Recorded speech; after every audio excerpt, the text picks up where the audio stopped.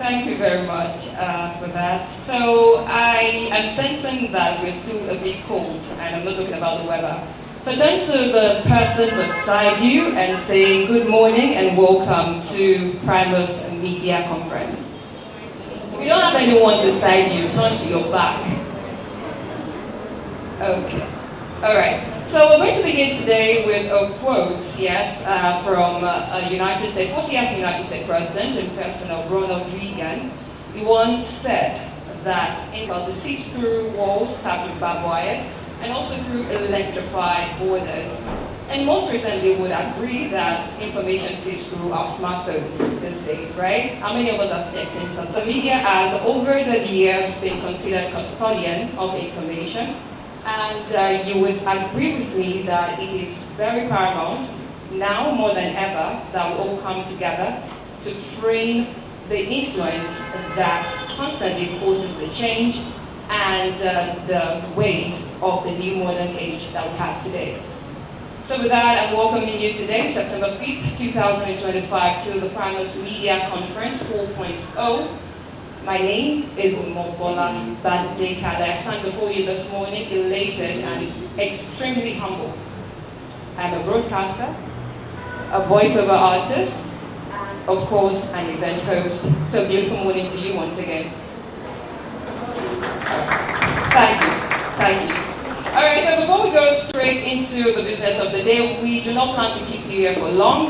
We would be wrapping up before 2 p.m. But between now and then, we have quite a lot planned for you. We have 2 panel sessions with panelists that are gracious enough to want to share with us out of their wealth and well of knowledge.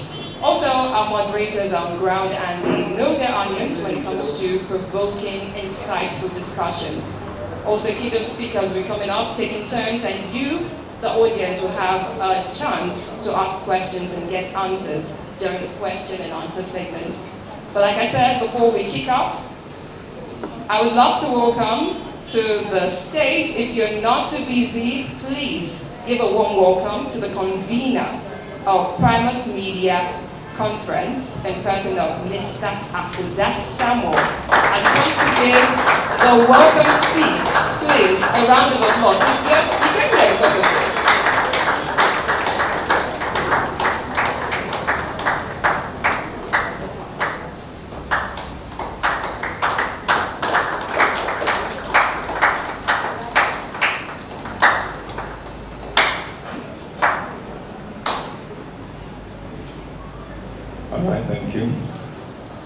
You said something earlier that we learn every day, and I've learned something already, because this is the 4th edition of Primus Media Conference. But if you ask me year in, year out, I will tell you I'm the convener.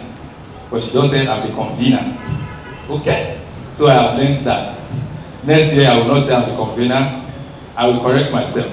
So I hope somebody is here to learn and somebody is learning something already. My name is Afudat Samuel, like Jericho said, and it is my pleasure to welcome you specially to this conference. Please let me sit to this side.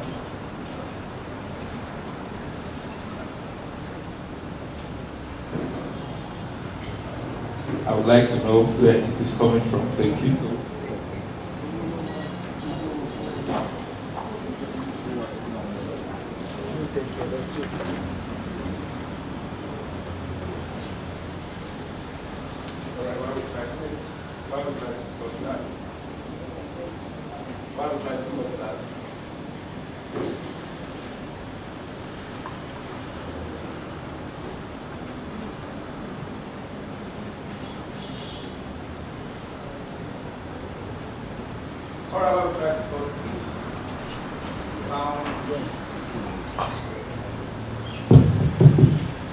While we try to sort that, thank you.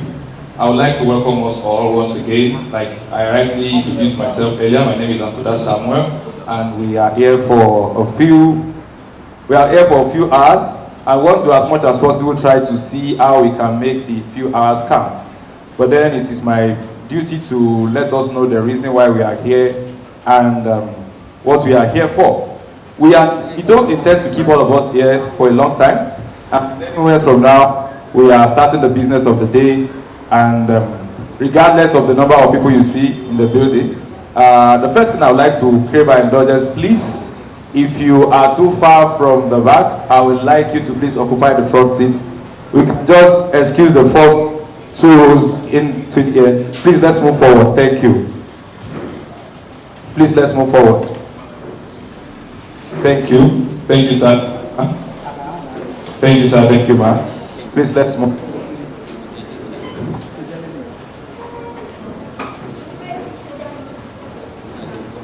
All right. Please, let's just reserve this side for our guests. Thank you.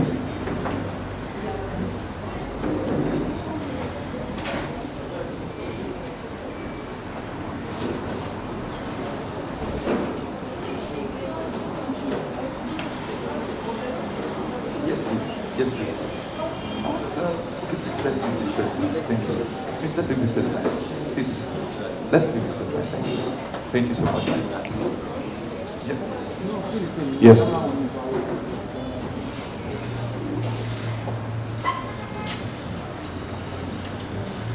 So, thank you. I really appreciate that.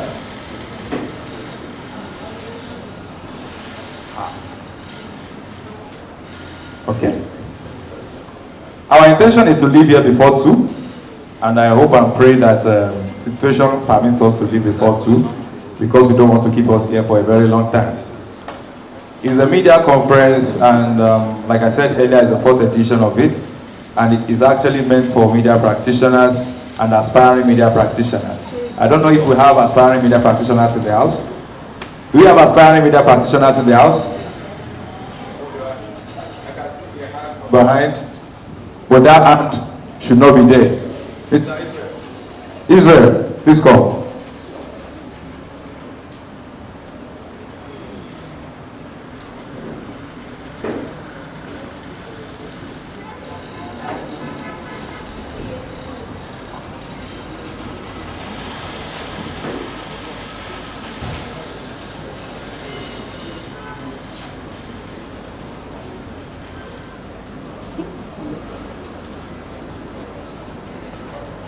Thank you so much. Please, can we put up that fan briefly before we put on the AC so that we don't have distractions? Thank you.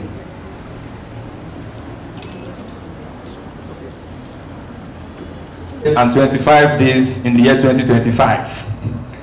I just moved and I decided it's time for me to do my thing outside Ibadan, and I moved to Lagos. And then ever since then, I've joined the very best radio station in the world. Apologies to all other radio stations in the house. You know, go best. But if you ask me, I will tell you why we are there.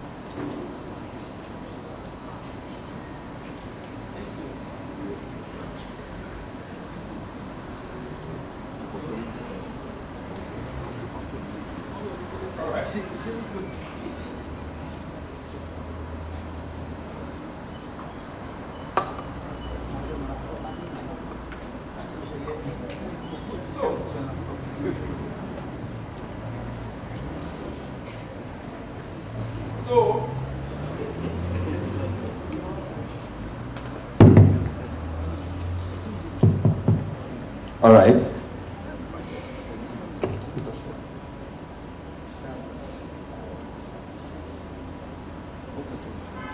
Okay. It's okay.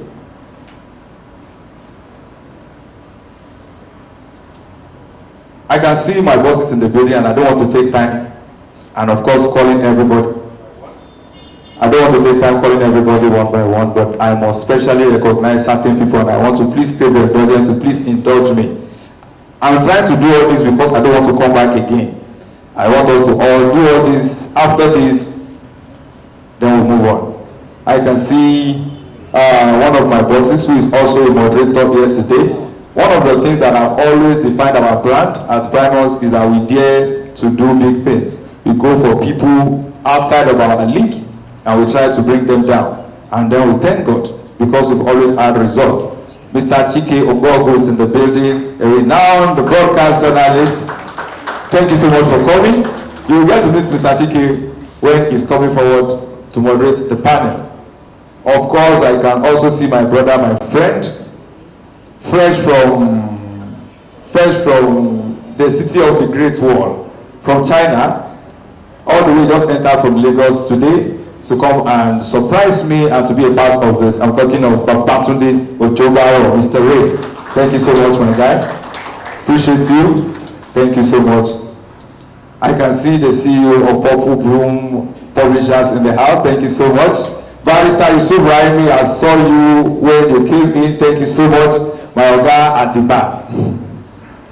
And of course, I can see Dr. Itayo Folorunso. Thank you so much. I sincerely appreciate you for coming. God bless you, sir. Okay, my brothers are in the building. I have two brothers, blood brothers. And I can see both of them in the building to represent our family. Because the rest of our family, they are far from here. But then I can see both of them. I see Dr. Benjamin Adeni and Tobisin Adeni. Thank you so much for coming. And now, moving away from there, oh, another of my very, very good Oga at the bar, and of course, in the society, and everything we want to put it. Like I said, I love to hear things. I just sent him a message, say, sir, I would love you to deliver a keynote address at our conference. And then he asked me a few questions, which I tried to answer, and he said, I will be there. Ladies and gentlemen, please let me put your hands together to celebrate and to make welcome Barrister Akim Agbaje. Thank you so much, sir. I sincerely appreciate your presence, sir. Thank you so much, sir. So that's done. I have to get off your faces rather, and then we will take the program from there. So, one of the things I will leave you with is this. It's the fourth time we are doing this, and it's the fourth time I'm saying this, and I will say it again. Primus Media Conference was originally created for media practitioners to come and to learn and let us discuss what is happening at our industry. But then in the last few years, it has become evident that the conference seemed to be solely for aspiring media practitioners and a few media practitioners, because the original media practitioners, the practicing ones, they are always very busy to attend trainings, conferences, and seminars. They are always very busy. So I'm saying this to you that if you are still aspiring, in the matter of months, in the matter of years, you will also be a full-blown professional. And once you become a full-blown professional, we would love to see your face again. We would love to see your face again. Don't ever think any gathering like this is not for you. It is actually for you, because there's no end to learning. There's no end to learning. Mr. Gbemisola Falono, a media enthusiast, a media practitioner, a media commentator, I see you, thank you so much. And of course, I must not leave this place until I say a very big thank you to all my colleagues, all the way from Lagos, that came not just with the executive director, they also came to celebrate with me. I can see here Simisola Lawal, my co-counsel, Big Yoms. Yoma, I see you, I see Tabula in the building, and I see Big Sam. Thank you so much, all the way. Mr. Abu is somewhere around. Thank you so much, all the way from Lagos. Thank you so much, I sincerely appreciate you. Finally, I want to say a very big thank you to all the brands that has made this possible. Yes, we try to do it on our own, but we can't do it on our own. We have some of these brands that have been there for us and that they are still here to support us. Blue Springs Homes and Properties Limited, thank you so much. They sponsored this event, and we say a very big thank you to Blue Springs Homes and Properties Limited. Agbalẹ̀ to Radio Vision, Odua Projects Limited, Eddie Decorations supported us with all these things you are seeing here, and I want to say a very big thank you to him. Intertrust Global Services Limited, yes, they supported us. Correct Touch supported us. If you like my trouser that I'm wearing, is from Correct Touch, and the creative designer of Correct Touch, or the creative head of Correct Touch, is Mrs. Adeni, my wife. So let me put your hands together for Correct Touch. So if you like my trouser, you can come and I'm the model. You can contact me, and the marketer. You can contact me. Nico Reed, thank you so much. Golden Boy Photography, God bless you, sir. 171, thank you so much for supporting us with the streaming services. Thank you so much. JDL Radio, I was shocked when they said they want to support, because in my years, radio stations don't support with anything outside of media support.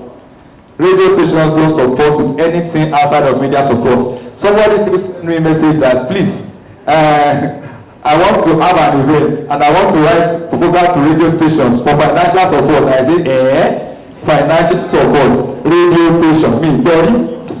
And that is just the truth. Me, Dory, I have never heard of a radio station supporting an event financially. People will support personally. My former station where I've been FM, my family, my chairman supports our event every year, personally.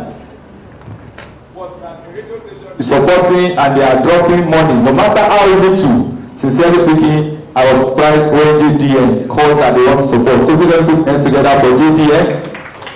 Very wonderful president. And of course, I want to say very big thank you. I cannot thank them enough. Raw FM 103.9, because this conference is even possible because Raw FM allow it to be possible. Because I have to take time off work.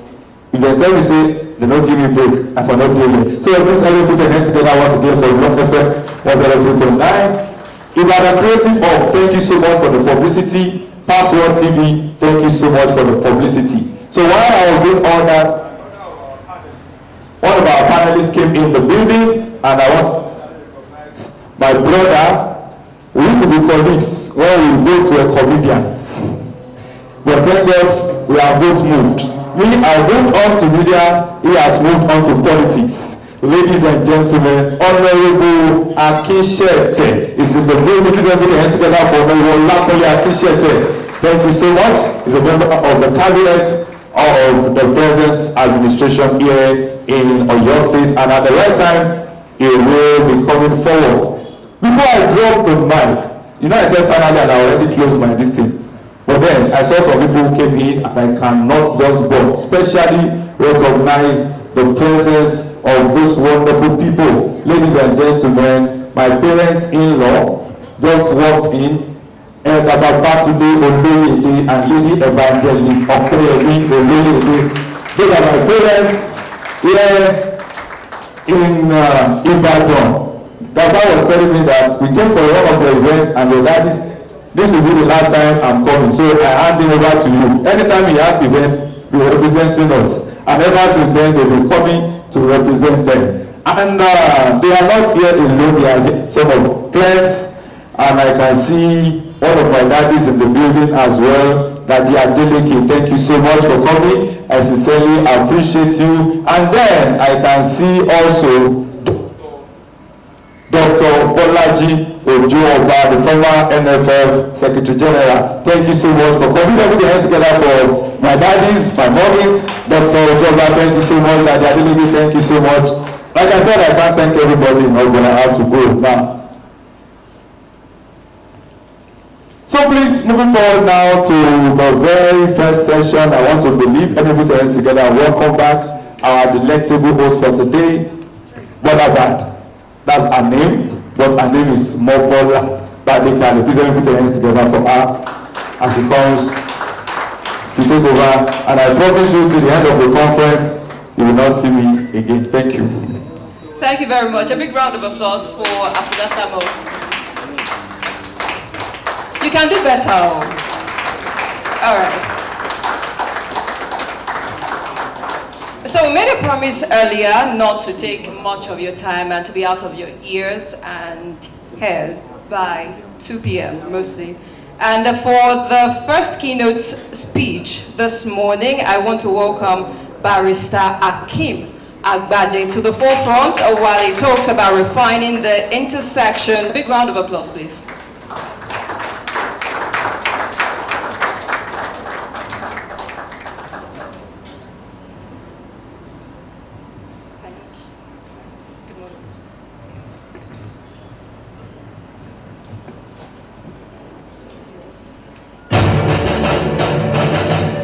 Akim Agbaje is the managing partner of Agbaje & Co., a a prominent legal firm in Ibadan, founded in 1946. Called to the Nigerian bar in 1991, he has cemented his reputation as a leading litigator, specializing in commercial transactions, arbitration, chieftaincy and land disputes, and alternative dispute resolution. His legal lineage and personal prowess have made him one of Oyo's most respected lawyers. Beyond the courtroom, Agbaje is deeply invested in public service and political engagement. He has taken meaningful steps to develop his community by training thousands across all 33 local government areas in Oyo State and contributing to debt management research. Notably, he is a two-time APC gubernatorial aspirant for Oyo State, having contested the party's ticket in the 2019 and 2023 primaries, and has formally expressed his intention to vie again in the 2027 governorship race.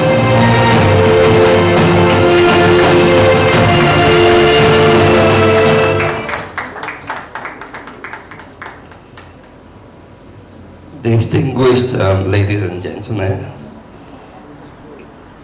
it is my pleasure to welcome all of you to the 4th edition of this program. The organizers of the program, Primus Media Conference,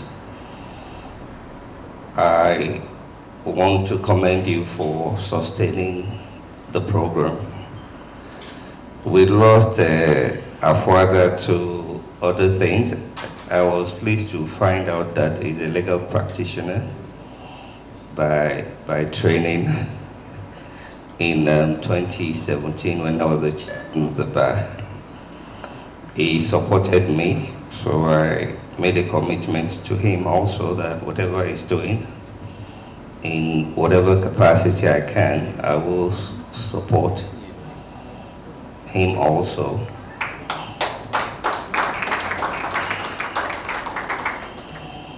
The theme for this 4th edition of the media conference is very, very interesting.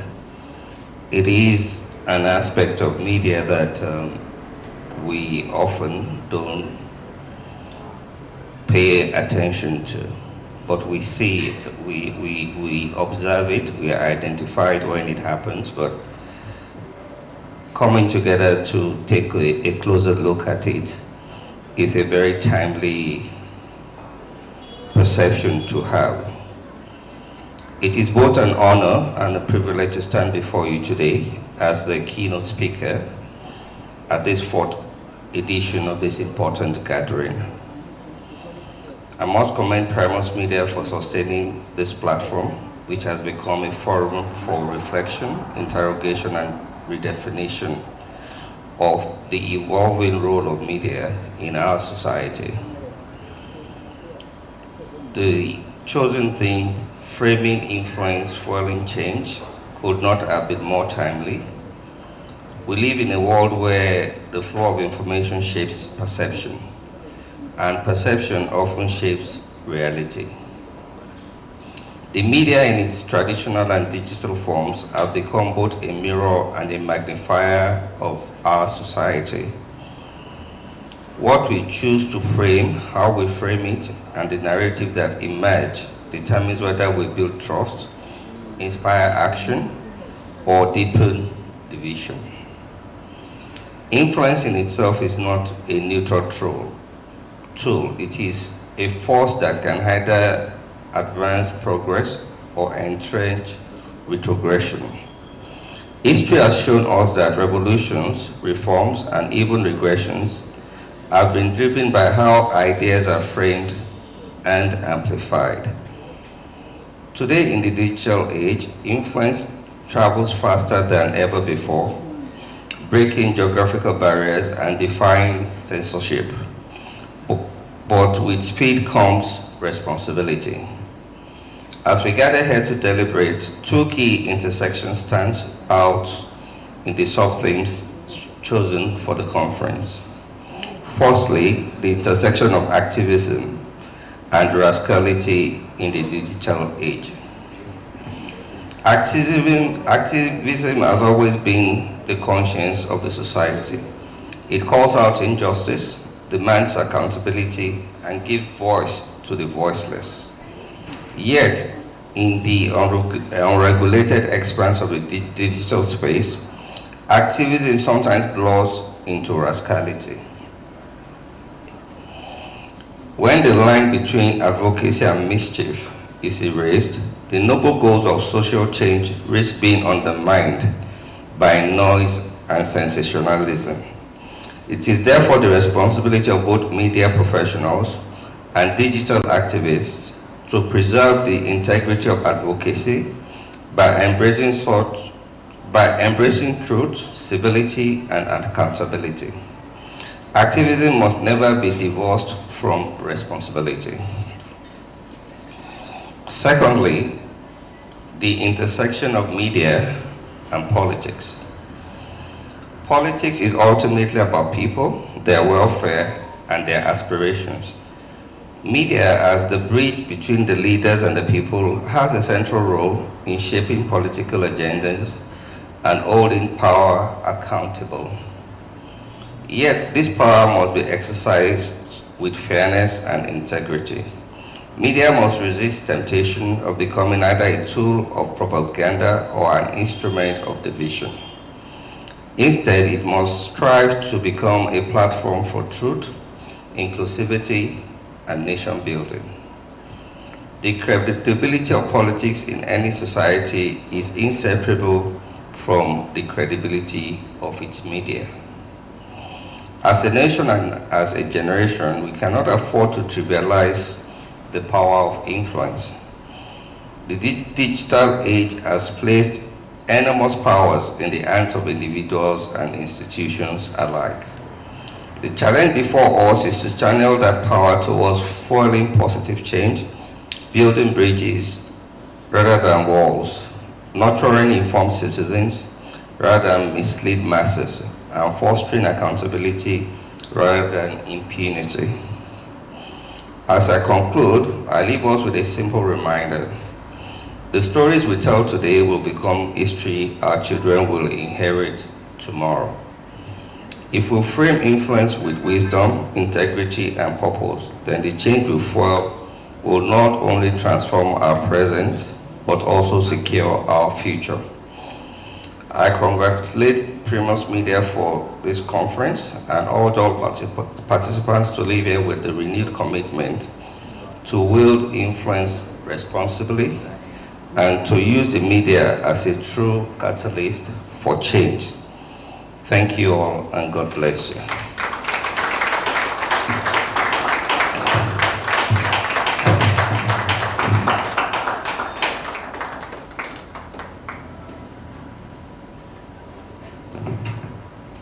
Thank you, sir. A big round of applause for him once again, please. Yes, yes.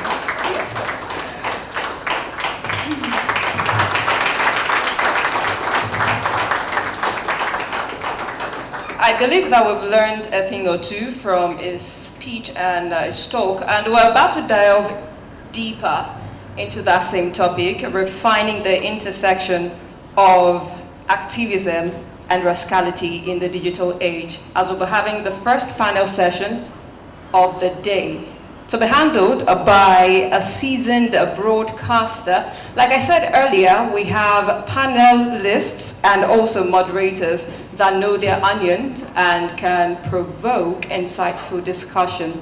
So to talk or to, yes, have that conversation, the moderator in person of Mr. Uzo Ogbogu will be handling the first panel session. Is he in the building?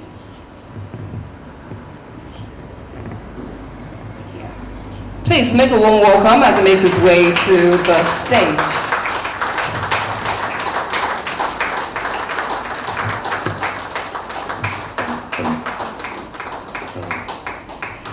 Thank you very much. You can have your, can we have his introduction, please? So I want to correct that. It is Chike Ubo, not Uzo. Yeah, thank you. So sorry. I'm so sorry about that. So Chike Ogbogo, I'm so sorry. Can we have his introduction, please?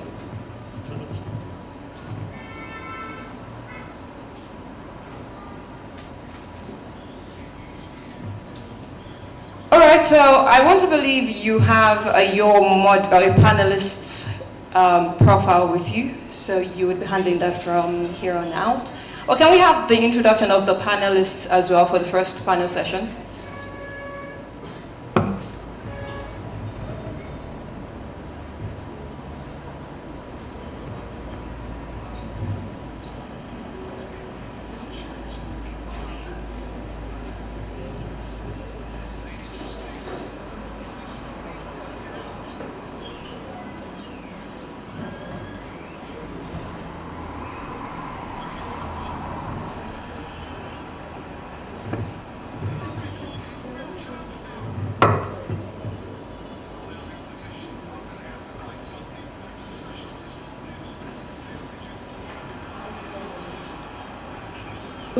Also known as Abid.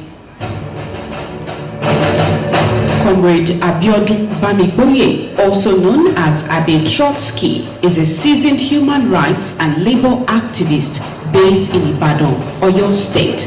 As the acting national chairperson of the Socialist Party of Nigeria, SPN, and coordinator for the Campaign for Democratic and Workers' Rights, CDWR, he has been at the forefront of confronting social injustices. Bamigboye notably rallied in solidarity with striking casual workers at Sumal Foods, public infrastructure and services under democratic workers' oversight. More recently, in August 2024, he co-led the End Bad Governance hunger protest in Ibadan, calling for broad-based labor and civic action across Nigeria to confront economic hardship and demand responsible governance.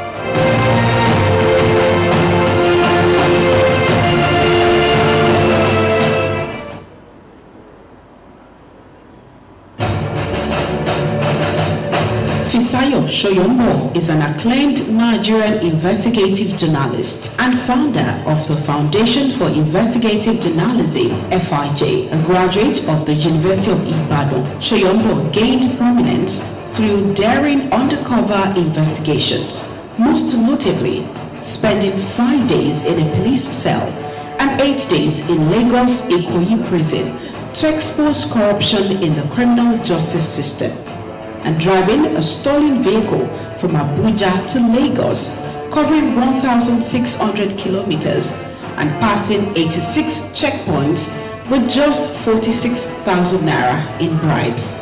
His fearless reporting has spanned subjects such as abandoned soldiers, mortuary malpractices, Ebola fraud, and the NSAS massacre, earning him multiple accolades, including the Wole Soyinka Prize for Investigative Reporting 3 times, the Fetisov Journalism Award, the People Journalism Prize for Africa, and fellowships at the Reuters Institute, Oxford.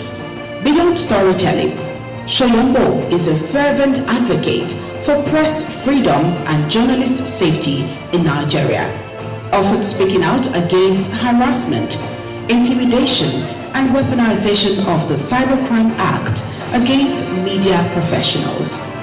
Under his leadership, FIJ's investigative journalism has spurred tangible reforms, such as reforms by police and airlines and action by immigration authorities, demonstrating the powerful impact of relentless journalism in advancing social justice.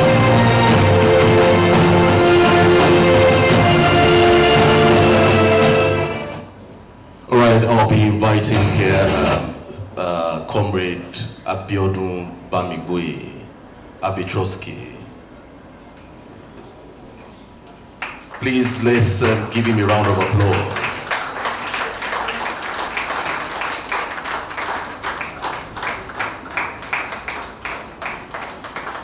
Well, Fisayo Soyombo will be joining us in a bit, so we'll just start. Trotsky, it's good to see you. We're going to be talking outside the studio this time around. Please have your seat. Well, as an activist, you're still carrying your backpack. He said, okay, we need one more mic. Yeah. There is a trademark. It's a trademark. Remember the last time we saw on the streets during a protest? You said you were not scared of anything anymore. Right? Nothing matters to you. If we die, we die. Is that not rebellion? It is not. It's not? It is a determination. Determination. Well, let's start this way. We'll be discussing something interesting and fascinating this morning. Are you there? Good morning, everyone. All right. Hello. Thank you. So it's going to be participatory. You'll also have your session.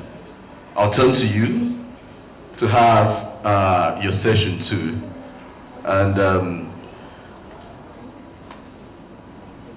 it's nice having Fisayo Shoyombo with us this morning. So he can just come straight to the stage here. Please put your hands together for him. Good morning.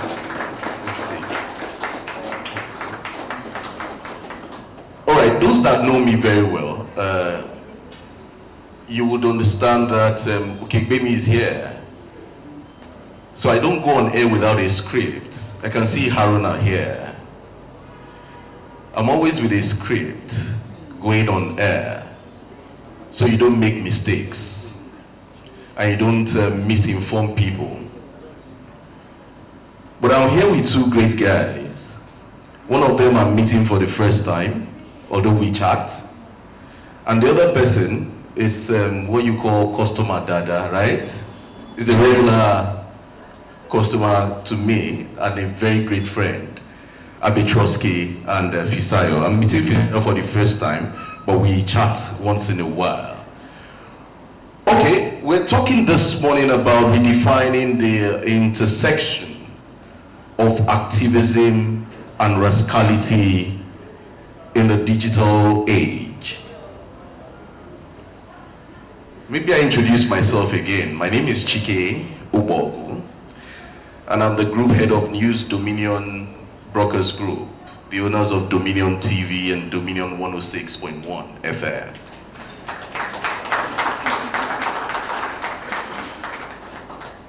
And so we're going to be moderating this. However, it's going to take a different outlook, not your regular. We're going to have fun. Yourself, ourselves here.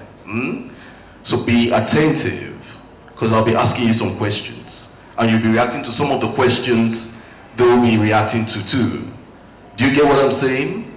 Are we together? Yes, sir. All right. So let's do this. Once again, Fisai, it's good to have you here. Trotsky, it's good to have you here too. When we say activism, and we talk about this issue of rebellion, rascality, let's break it down. For me, activism is a pursuit for social change, right? It is. However, rascality could mean something, okay, maybe an act of being playful, an act of being rebellious too. There's some positive rascality and negative rascality. But let me ask you, let me start with Isayo. How rascally are you?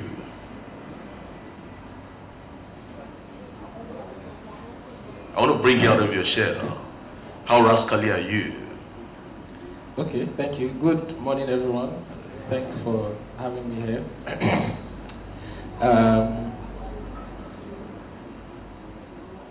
Ordinarily, I shouldn't be the judge in my own case.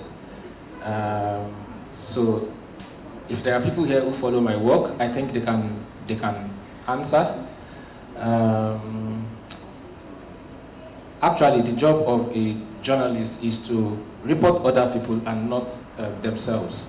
So I had two mentors in journalism. My first mentor is someone called Mr. Chairman Anikulapo. He was editor of The Guardian on Sunday. And at that time, it was fashionable for editors to have opinion pages. There was Ruben Abati, there was Azu Ishekwene, there was Steve Osuji. But Chairman refused to write and said, I am the editor of this paper on Sunday. When you pick my newspaper, you should know my opinion. I tell the reporters what to write. I craft the headlines. I edit out content that I don't want. So when you see the stories published by The Guardian on Sunday, then they reflect my opinion on national issues. So I would say that straight answer is, anyone who has followed my work or sees stories done by FIJ, the Foundation for Investigative Journalism, then they can answer that question. Because wanting social change, how I see it, is not about being a pest to people. It's not about being a rascal. It's about holding people in positions of power to account. So, well, there are two sides to a coin. There's a top and there's a bottom. Some people might be great writers and still be calm. Some could be rascally in writing and you don't see them talk. So where do you stand? If you don't blow your trumpet, nobody blows it for you. So I'm not a rascal either in writing or in real life. Or you're an activist in writing? Oh yes. Okay, yes. so that's where I wanted to get to. So you're an activist in writing. Abitroski, you are an activist in real life. Are you rascally?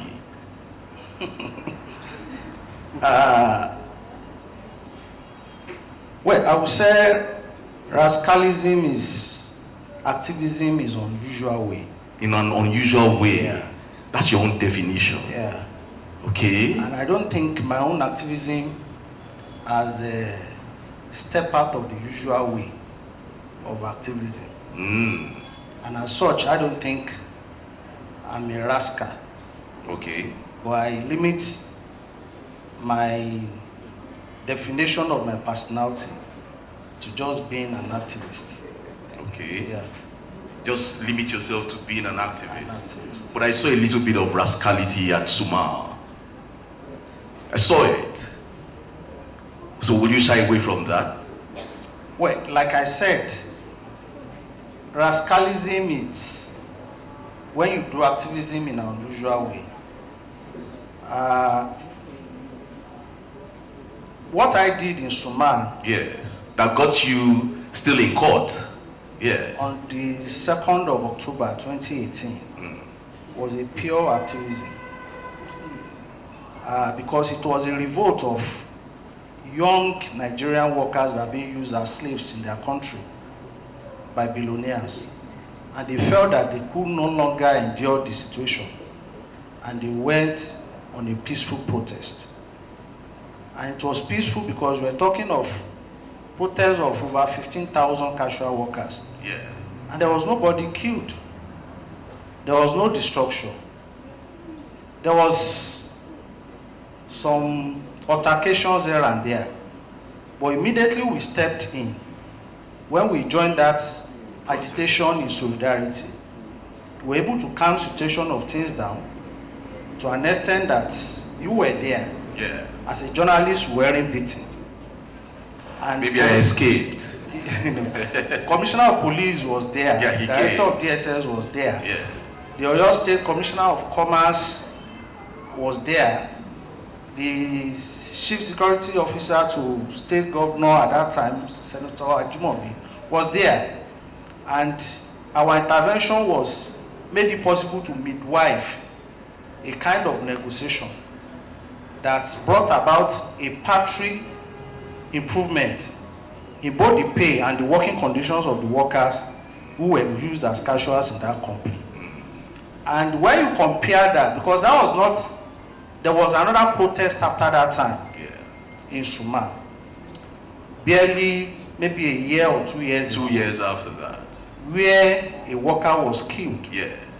So you could, with that, it was also a revolt against poor pay and poor working condition. just like that of 2018. But there was a difference between that of 2018 and the one that happened recently. And the difference was that there was no destruction, there was nobody killed in 2018. But that happened in the one, happened recently. And I think what made that different was because of the absence of our intervention in the recent one. Because there's no way I could have been there when I'm still studying a criminal trial in courts, by SUMA, instituted by SUMA against my personality. And so that is what we did in 2018 was an activism, because there was no evidence of degeneration of that revolt or protest, as the case may be, into destruction of property or loss of life. But we saw that when in the same company, when similar protests happened. And you were absent. And yes, that is exactly what I'm saying. So if you were there, you would have salvaged the situation. Possibly. Messiah, and that is no, it's not about Messiah. Okay. Workers did they did their struggle themselves. Okay. We're only there to give direction and give coordination. Okay. And that was what made the difference. So in the absence of individuals, organization to give direction in popular struggle, there's always tendencies that it may degenerate into what people call rascalism. And you saw that in NSAS protest, you were there in this Oyo State. Massive movement of youth, over 20,000 on the streets of Ibadan here. And we're able to coordinate it. I'm not more than this, but we're being equipped with skills through which one can give direction and coordination to such kind of a massive movement. And that was what we exhibited. I'm not a magician and I'm not a talisman, but that skills have been there. And it is the use of that skill that always makes it different. When we talk of activism and rascalism. All right, let's start the conversation proper now. And I'll start with Fisayo. How do you see the intersection between activism and rascality in the digital space? Is rascality a tool for activism? Or does this sometimes undermine the seriousness of a cause?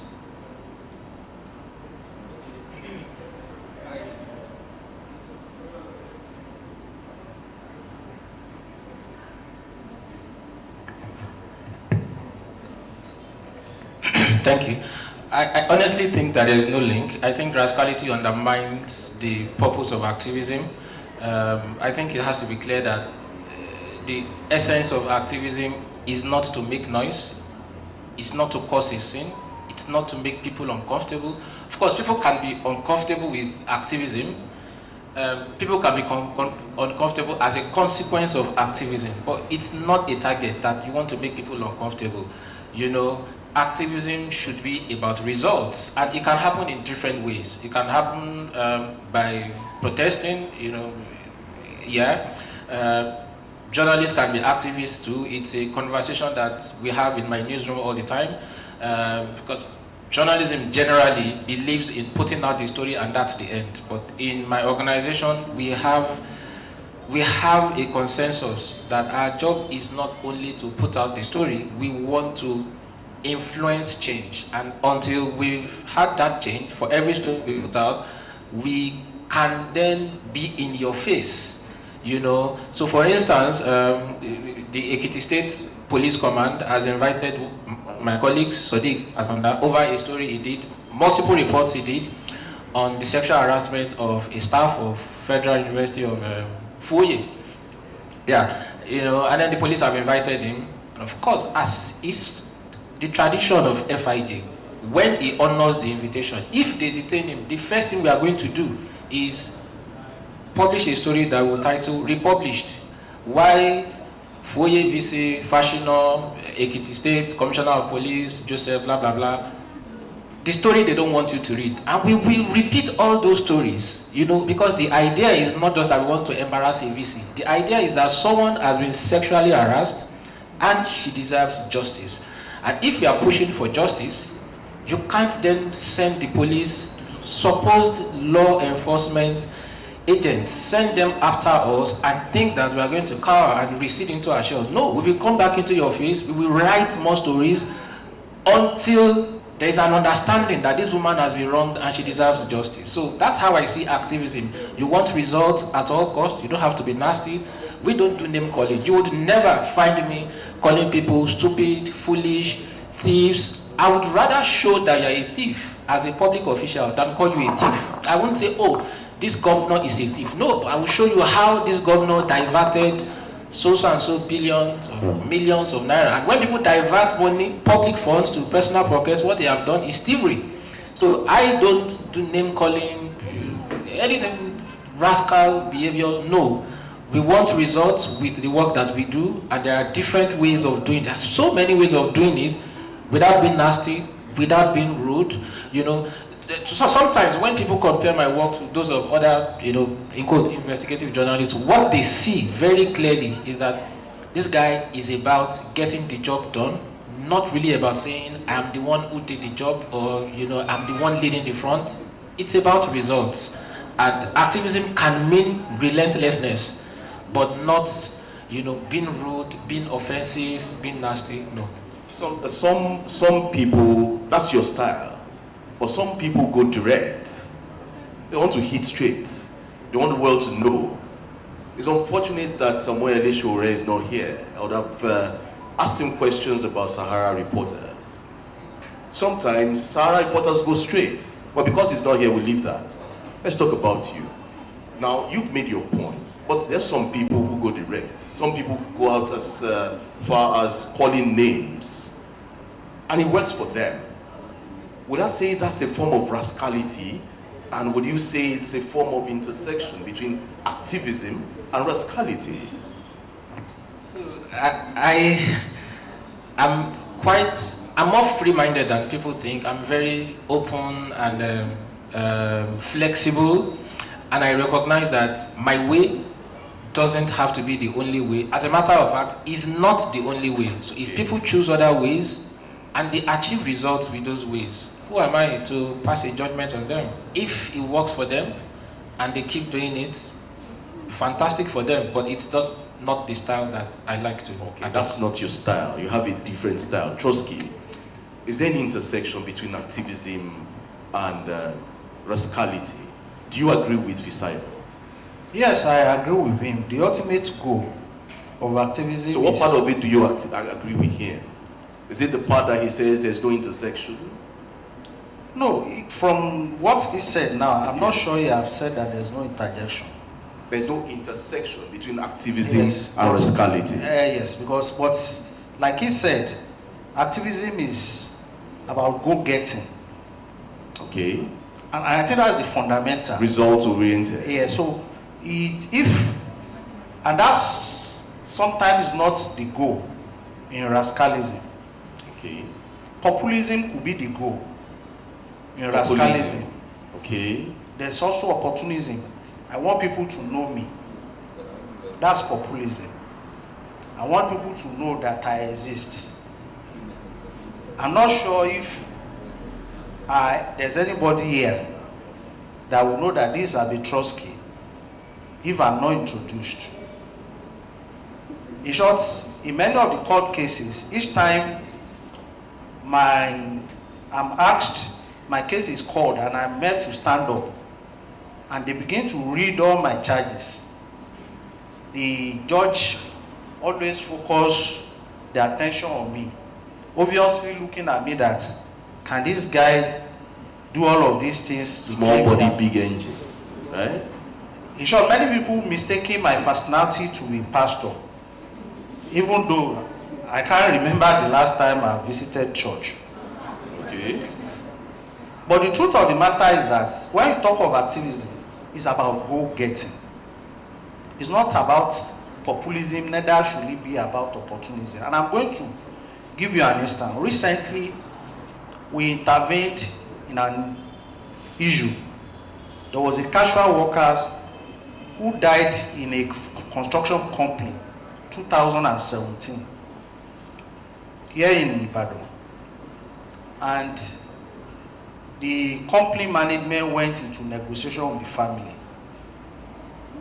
Accident is an accident, and the company agreed in a signed agreement that they will help the guy to build a bungalow on a piece of land belongs to him, and they promised they will do that within this framework of 9 months.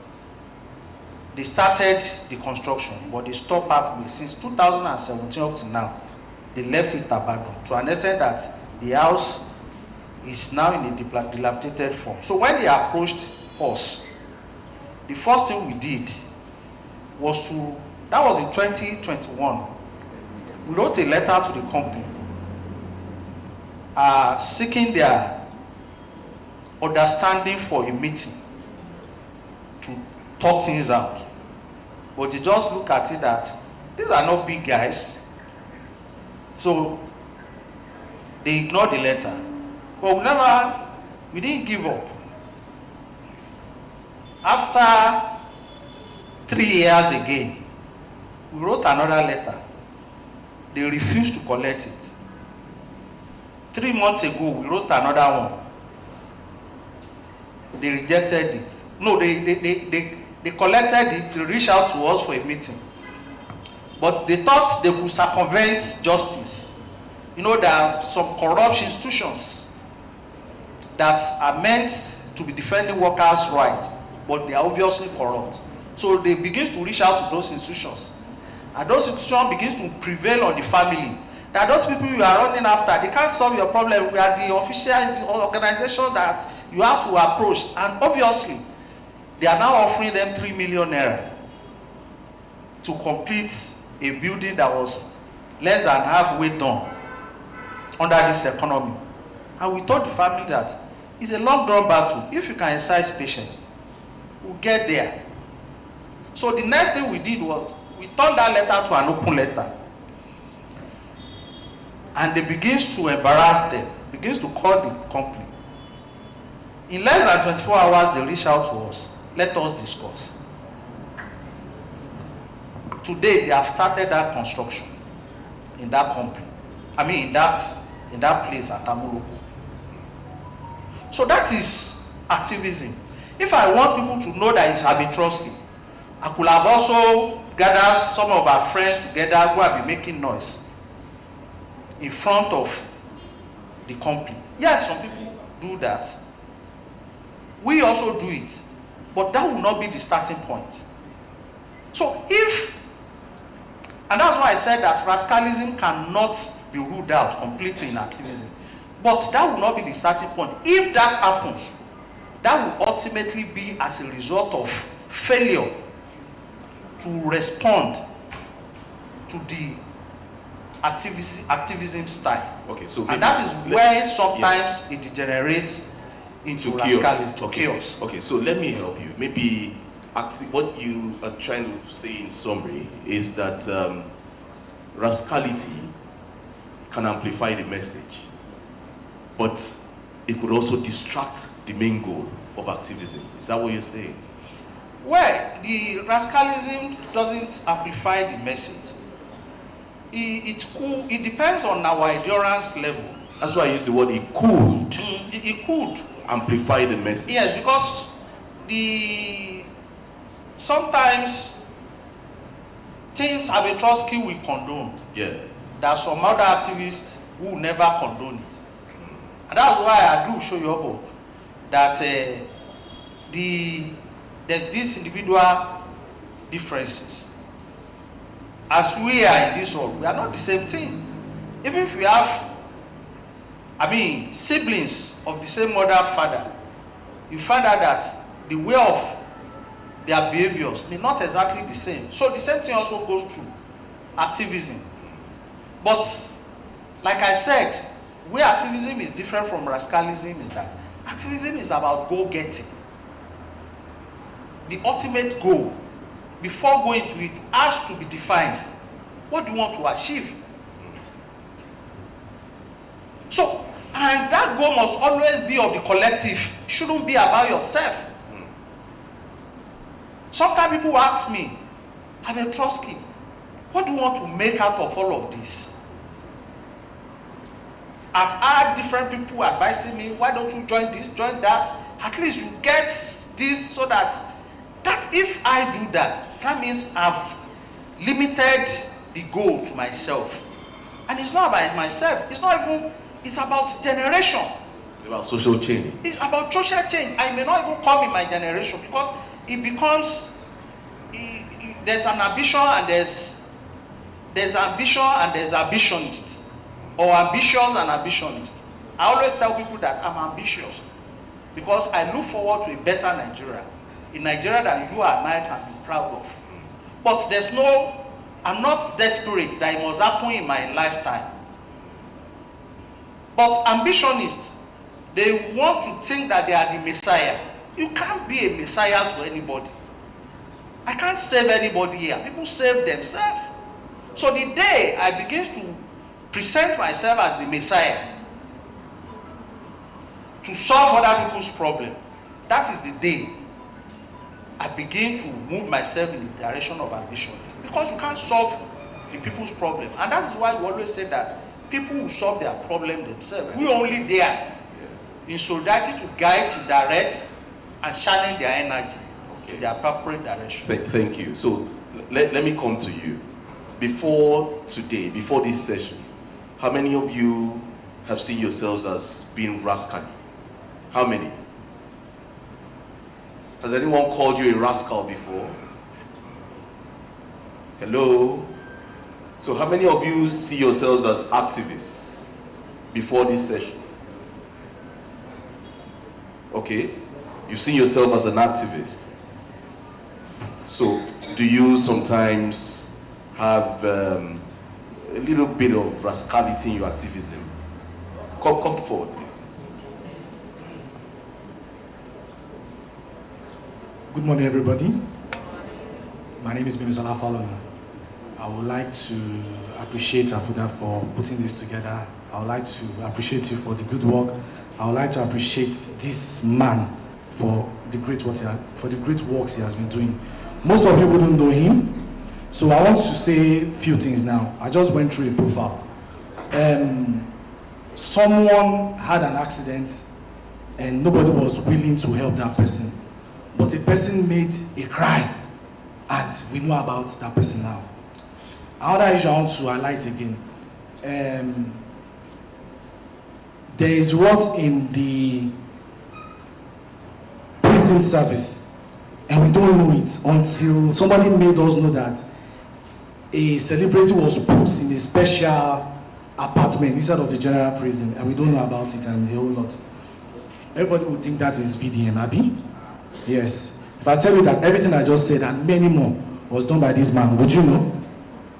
What he did was that he got arrested, got prosecuted, and they sent him into the prison so that he can investigate and know what was going on and report the rots in the prison firsthand. But we don't know him. Why? Because he's not rascal. I don't know you too. I'm just knowing you today because you are not rascal. I think the society has gotten into a stage whereby we see theatrics, we see shouting. If I come here and I just do some crazy things, then you remember me. But when the real substance is being done, we are so desensitized to know what it is. Now, there's a balance to it. I would like to also acknowledge the presence of my mentor, Tony Aobode Roland, a media sage here. Please, a round of applause for him, please. I want to know, but we'll get to where, as I'll get to where I'm going. I want to have a question. I'm sorry. You have 1 minute. Yes. So, have I been rascally? I have been in a way whereby the right of the next person is not affected. That's my answer. Because when we say rascality, what I see is that there are some activists that toe on the line of defamation, they toe on the line of libel, slander. And because most of Nigerians don't know their right, because I can't imagine having a mother who is trying to help someone, then a man says he's an activist and says that my mother, when she has coitus, and I don't know how to put this without going too graphic, that it comes out as powder. Or a man will accuse my mom and my sister of having threesome with someone without a proof, and other people will clap and say that that's activism. No. That just shows how the place we've gone as a society. Now, there's a balance to it. We don't know two of you. But we know someone that is on the edge of insulting and rascality in his main source. Yet he's the one that is being known. So how do we balance it? Because you do a lot of good job, you are doing a lot of good job. People here don't know. And the ones that are being known are the ones that are towing the line of rascality, and they have cult followings. Who not like the obedience? Obedience small, obedience will come and attack you. These ones are rattles. They will come and eat you up. Enter your email anytime you say something against their passive messiah. Yet we have other people that are doing times 200. I don't like comparing. You, Harrison, and a lot of people do greater work. But because maybe, like the Bible says, you can't light a candle and put it under a bushel. Maybe you guys are putting it under a bushel. People don't know. And now people are modeling their kind of activism, because in a way, we are all activists. Especially if you're in the media society or you're in the larger society. Because there are some things you don't like and you go on the internet, you talk about it. But everybody is now, thank you. Because if I had allowed you go further, you would have mentioned names. And I don't want you to do that. Okay, so he asked a question. How do you balance that? And he gave an example of VDM. Yeah, because you mentioned Rattel. So you gave an example of VDM. So how do you balance that? I think the first thing is that people have to define what they want to achieve with the lives that they've chosen, with the careers that they've chosen. And you have to itemize the things that are most important to you. And those things determine how far you go, how much staying power you have. So one of my ambitions is not to be popular. People assume that if you're a journalist and if you work in the public space, you want to be popular. I don't want to be popular. I want people to engage with my work, but I don't want people to engage with me. It's not like it can't happen. It's not a need. It's not a. As a matter of fact, the style of my work is antithetical to popularity. So if there are a few people who follow my work, I do undercover journalism a lot. He just said, maybe he didn't say it in a way that those who didn't know about it would understand. I wanted to expose the corruption and injustice in the Nigerian prison system, and I tricked the police into arresting me, thinking I was a criminal, but I committed no offense, and they detained me for 5 days, and then they took me to court, arraigned me in court, and remanded me in prison. I lived as a Nigerian prison inmate for 8 days. I was inside, and I came out, and this was 2019, and so everything VDM is saying now, I said it not through sources. I lived that experience. They were shocked in prison to find out that somebody got himself willingly sentenced to prison because he wanted to write an investigation. Now, if you do that kind of work and then you chase popularity, in 2-3 years you can't do it anymore. So even for me, trying to make myself known doesn't help my staying power. So I did that in 2019. I did other stories before that. But I can tell you that up to 2024, I still got myself trafficked to Burkina Faso, followed traffickers from Nigeria to Benin Republic to Togo, and then to Bobo Dioulasso. And I lived as a trafficked person, and I came back to do another cover investigation on it. And after I did it, a lot of people who saw the story, people came to my inbox, people sent me emails. Oh, I was going to accept this job in Burkina Faso. After I saw your investigation, I didn't go. A lady still messaged me yesterday, the boyfriend was in Burkina Faso already, and after she saw she said, this is the scam, we have to get this guy out. Now that's results, and those results are more important to me than people getting to know me. So it comes to defining what you want to do. I turned down invitations to events and to TV. I turned down TV interviews every now and then. The major TV stations in this country have records of me saying no. And every time I've appeared on TV, they did have to convince me. The first time Charles of Arise TV interviewed me, he spent close to an hour on the phone trying to convince me to come. You know, so if I wanted to be popular, I think I've done enough work to start leveraging on that and appearing on TV, appearing in all programs. But that's not what I want to do.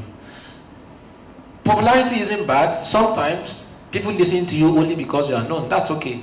But I want results. You know, when I set up FIG, I told my team, my founding team, I want people who don't know me, who will never know me, who may never meet me, who will never have the avenue to say thank you, to benefit from the work that FIG does. Now, when we clocked 4 in January this year, we did a story.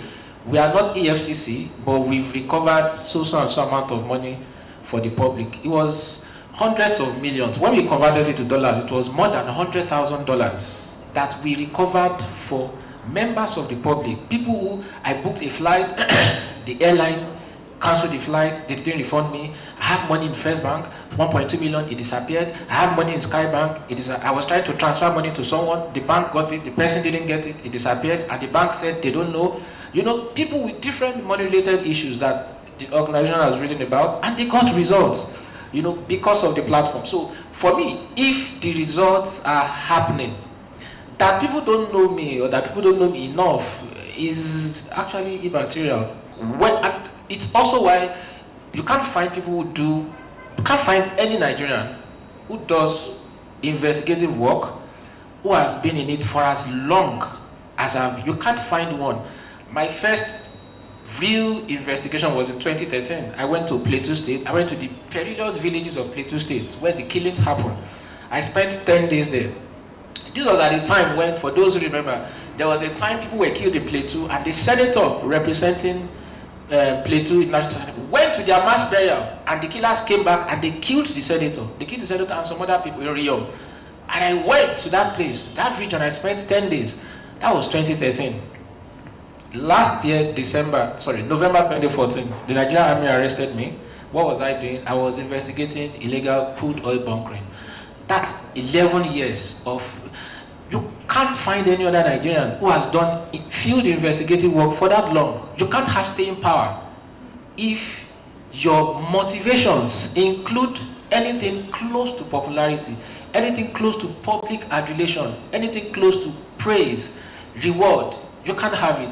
So you make your choice and you stick to it. What gives you the courage to doing all these things?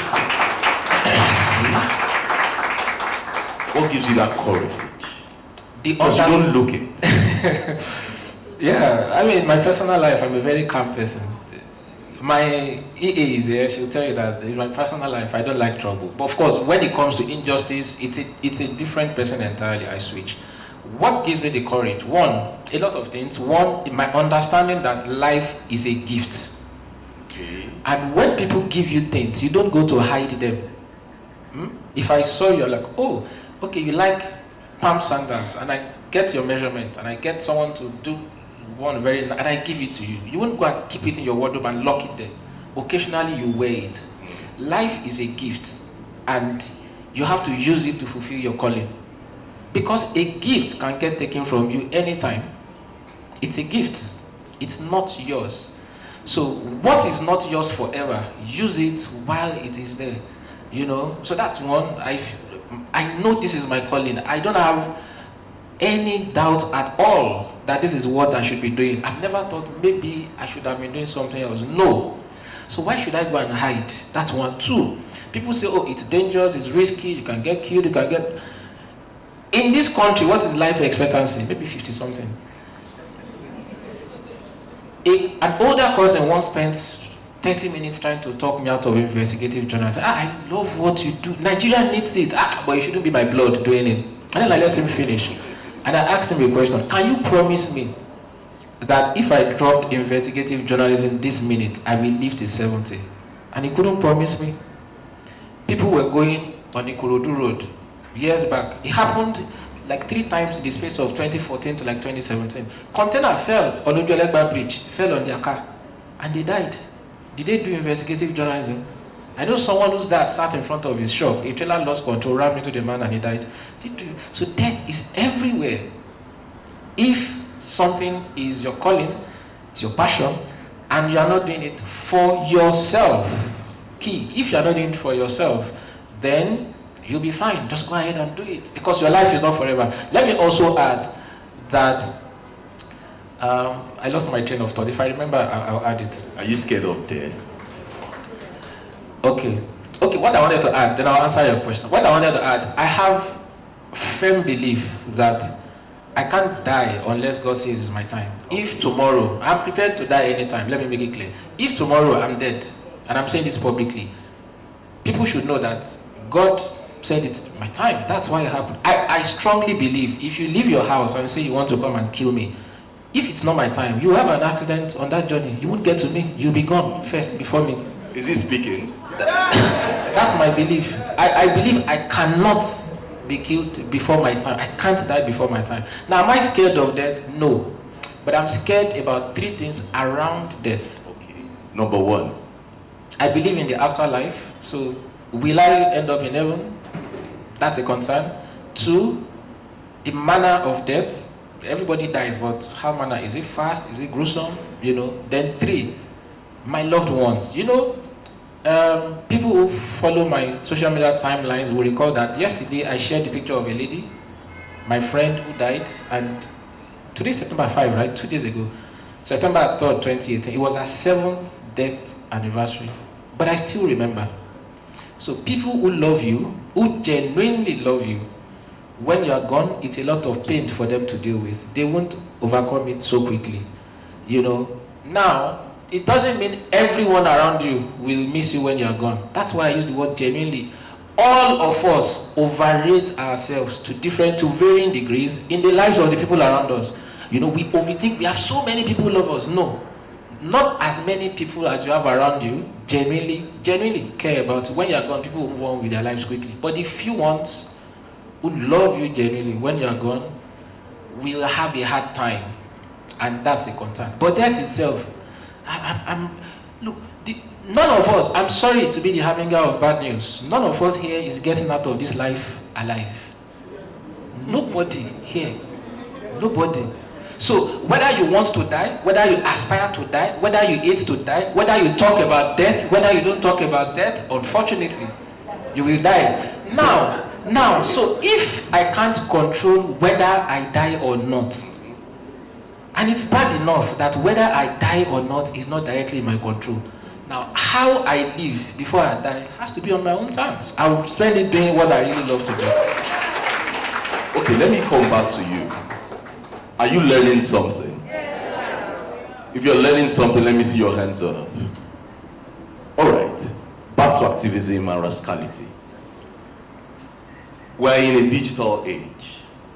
And this is an age where a single tweet, a meme or a meme, a Facebook page could cause chaos. It could misinform. It could also educate you. It could inform you. Now, talking about activism and rascality, let me here give an example of the Rattel. One single tweet could turn the country upside down. And that's why government is trying to regulate social media. But how do digital platforms shape the way activism and rascality interact? How does it happen? How do we use, or how does Twitter, how does Facebook, how does TikTok, shape the interaction between rascality and activism? Let me start with Abitroski. Well, ordinarily, the advancement of a digital world is meant to be a plus to activism, because it enhances mobilization. I'm not an accidental activist. Okay. I've been an activist for over 20 years. I joined an activist group.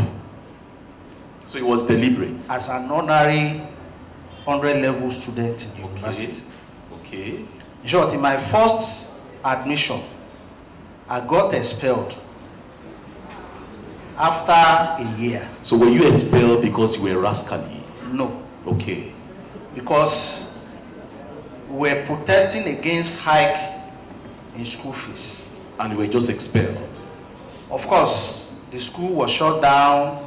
As usual, they wrote the name of people they thought would be there, even if they are not there. But I was there. Okay. Okay, just hold on. I want to laugh. Okay, do you know why I'm hammering on rascality and activism? Because that's the discourse for today. We need to understand how to differentiate between activism and rascality. That's where we're going to. We want to see if there's a marriage between both of them. Is there a nexus? If there is a nexus, can we have positive rascality? Or can we have negative rascality? It's a matter of choice. Every human being has a choice to make. So I think my laugh is over. Back to you. Thank you. And for those who are familiar with IFE activism, IFE is a university where there's a protest, is a rule. You must not get anything destroyed. You can't slap your fellow students. There are laid down procedure democratically to deal with whosoever is found with such kind of activity. So, we don't destroy anything. It's always been a peaceful protest. It started in IFE, but I think other universities begins to emulate it. But it wasn't also by accident. It was deliberate. It was a product of training. And you asked a question the other time, how are we able to balance it?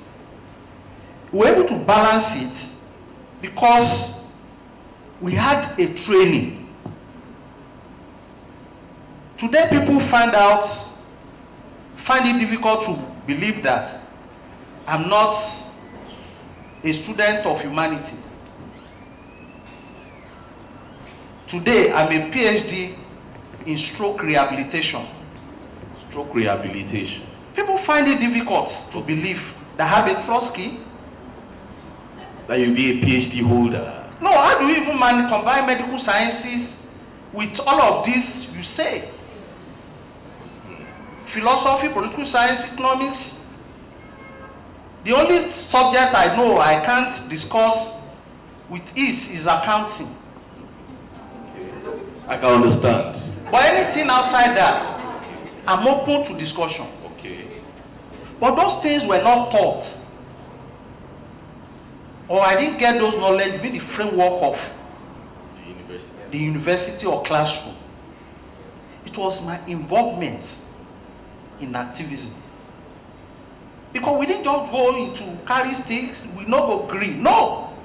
We have discussions, organization meetings where we discuss idea, what is happening in Nigeria, what is happening in Africa. I wrote an article recently on Burkina Faso and Sahel region.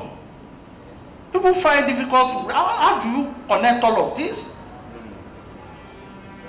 So we're able to balance this because of the training we got. We weren't just an accidental activist. I didn't become an activist through someone slapped one person. One policeman is collecting money on the road. I didn't become an activist through that. It was years of tumultuous training. Imagine combining what you went to do in university with extracurricular, where you go to meeting virtually every day, where you'll be given a literature as big as this to study and present in the next 2-3 days outside your own real academic work. So that was the training we went through before we became who we are today. Okay, so it wasn't just an accident. Let me punctuate you there. Suffice me to say, from what both of you have said now, that we have intellectual activists, those who practice activism with intellect, But today, most activists we have today are bereft of intellect when it comes to activism, and that's why we have so much chaos. Is that what is happening? Yes and no. Okay. Yes, in the sense that even during our days, we also have those who call themselves activists, but you found them doing certain things that is far from what can be attributed to activism. But there were very few that time. But today, there are more. What makes it so is all connected with what I would call a collapse of traditional organizations of the working people. Because when you're talking about, you can't talk about activism without a class characterization of the society. What are you advocating for? You are advocating that society should be better, meaning that you have recognized that some part of the society has been denied. And so, first you must understand the class characterization of the society itself.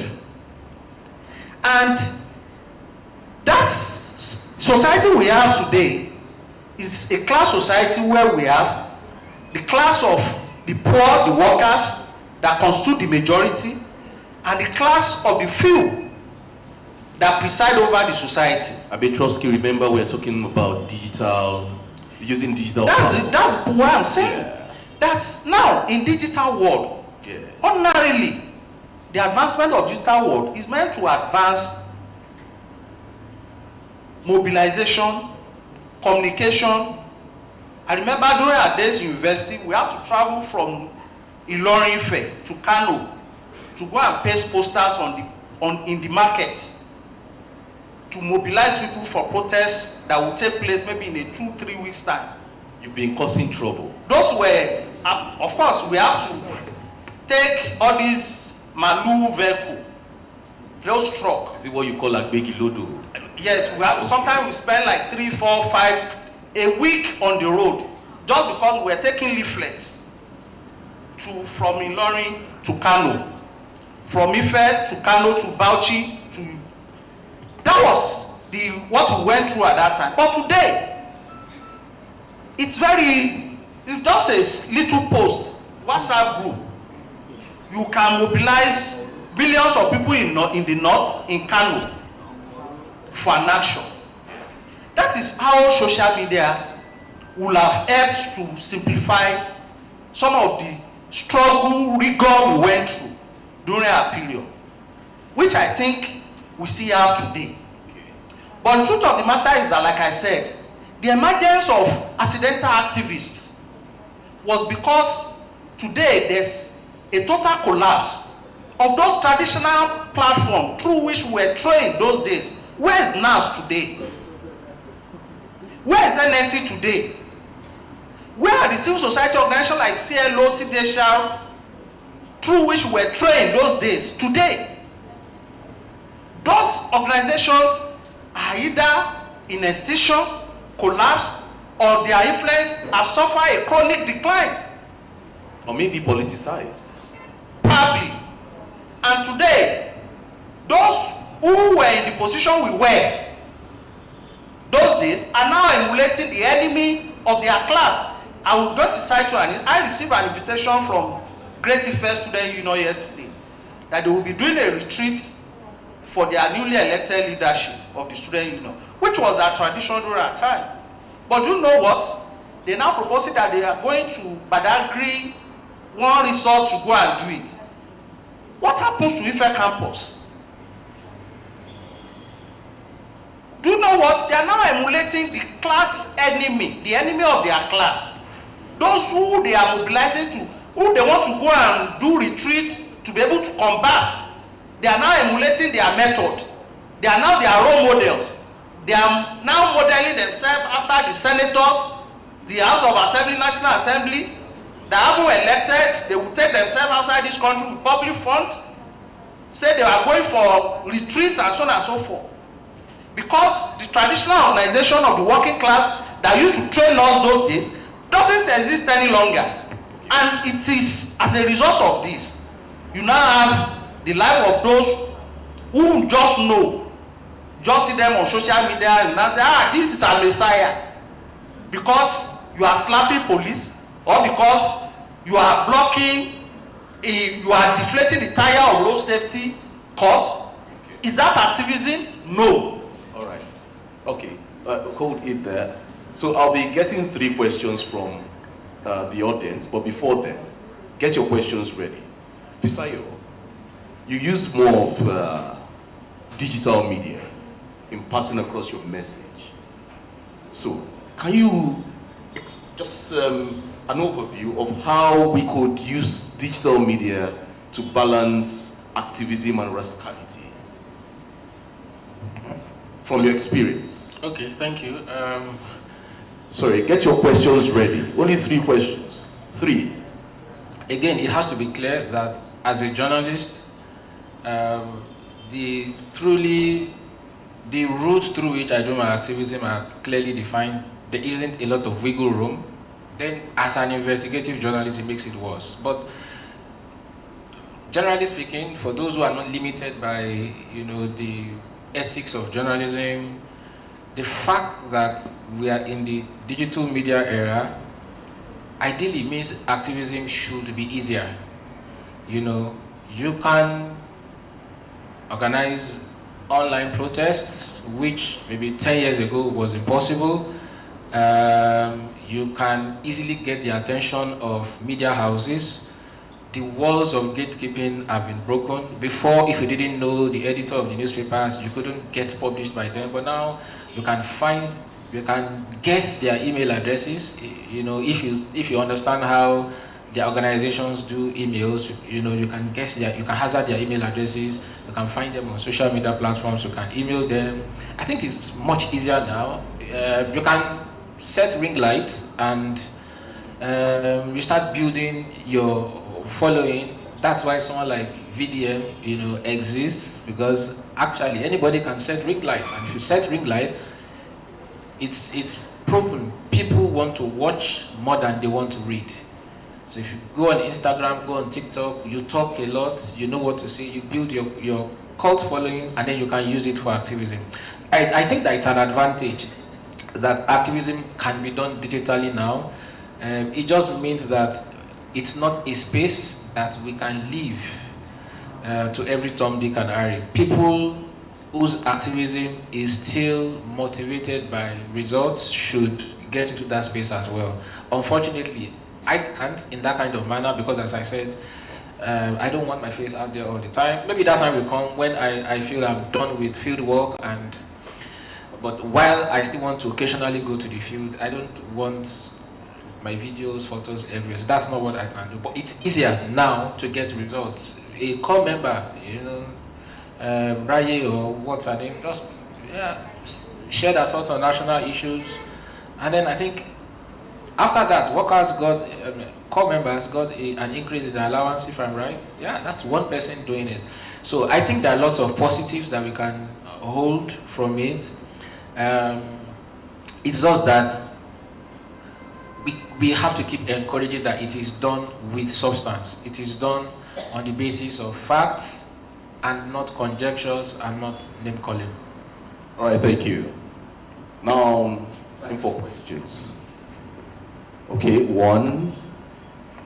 Let me see how many of you have questions. I need 3 people. Only 3 people. All right, 2. Okay, so there's going to be a problem, but we won't have problems. All right, please come.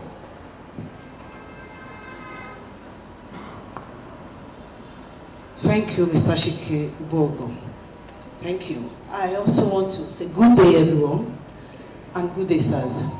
Thank you, Primus Media. The 2 of them I have here, wow, they don't look what they represent.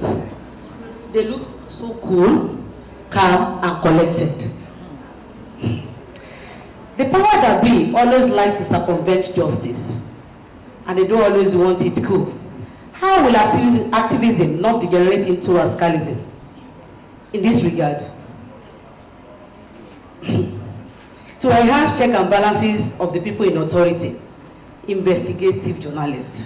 Please, how do you convince the upcoming one to be an investigative journalist. As in, you people don't get last, they kill you easily. Your family and loved ones, they are not safe. So how do you want me? How do you want my daughter, who is into broadcast journalism and journalism as a whole, to imbibe your doctrine?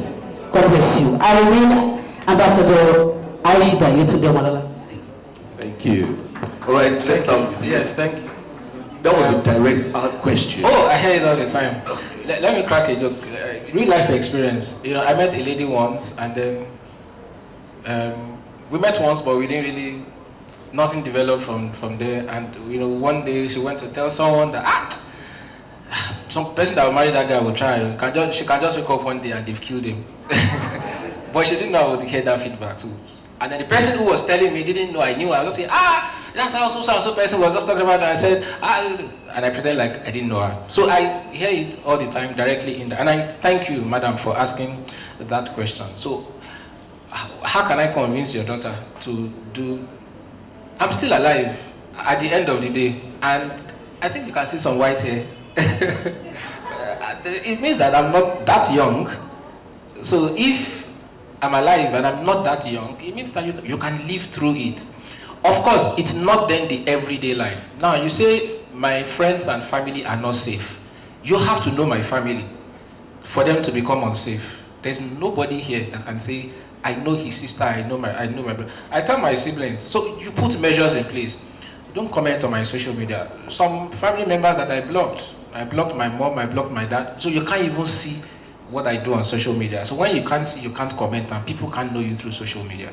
So that's just one way. Because it's public, I can't say all the measures that I put in place. But the summary is that you then have to insulate your loved ones against the risks of the love that you do. Because I chose the investigative, journalism. They didn't do it. That's one. Two, I don't need to convince anyone to do investigative journalism. You know why? Those who are meant for it, they don't need convincing. Nobody convinced me. Your motivations have to be internal. They have to be intrinsic.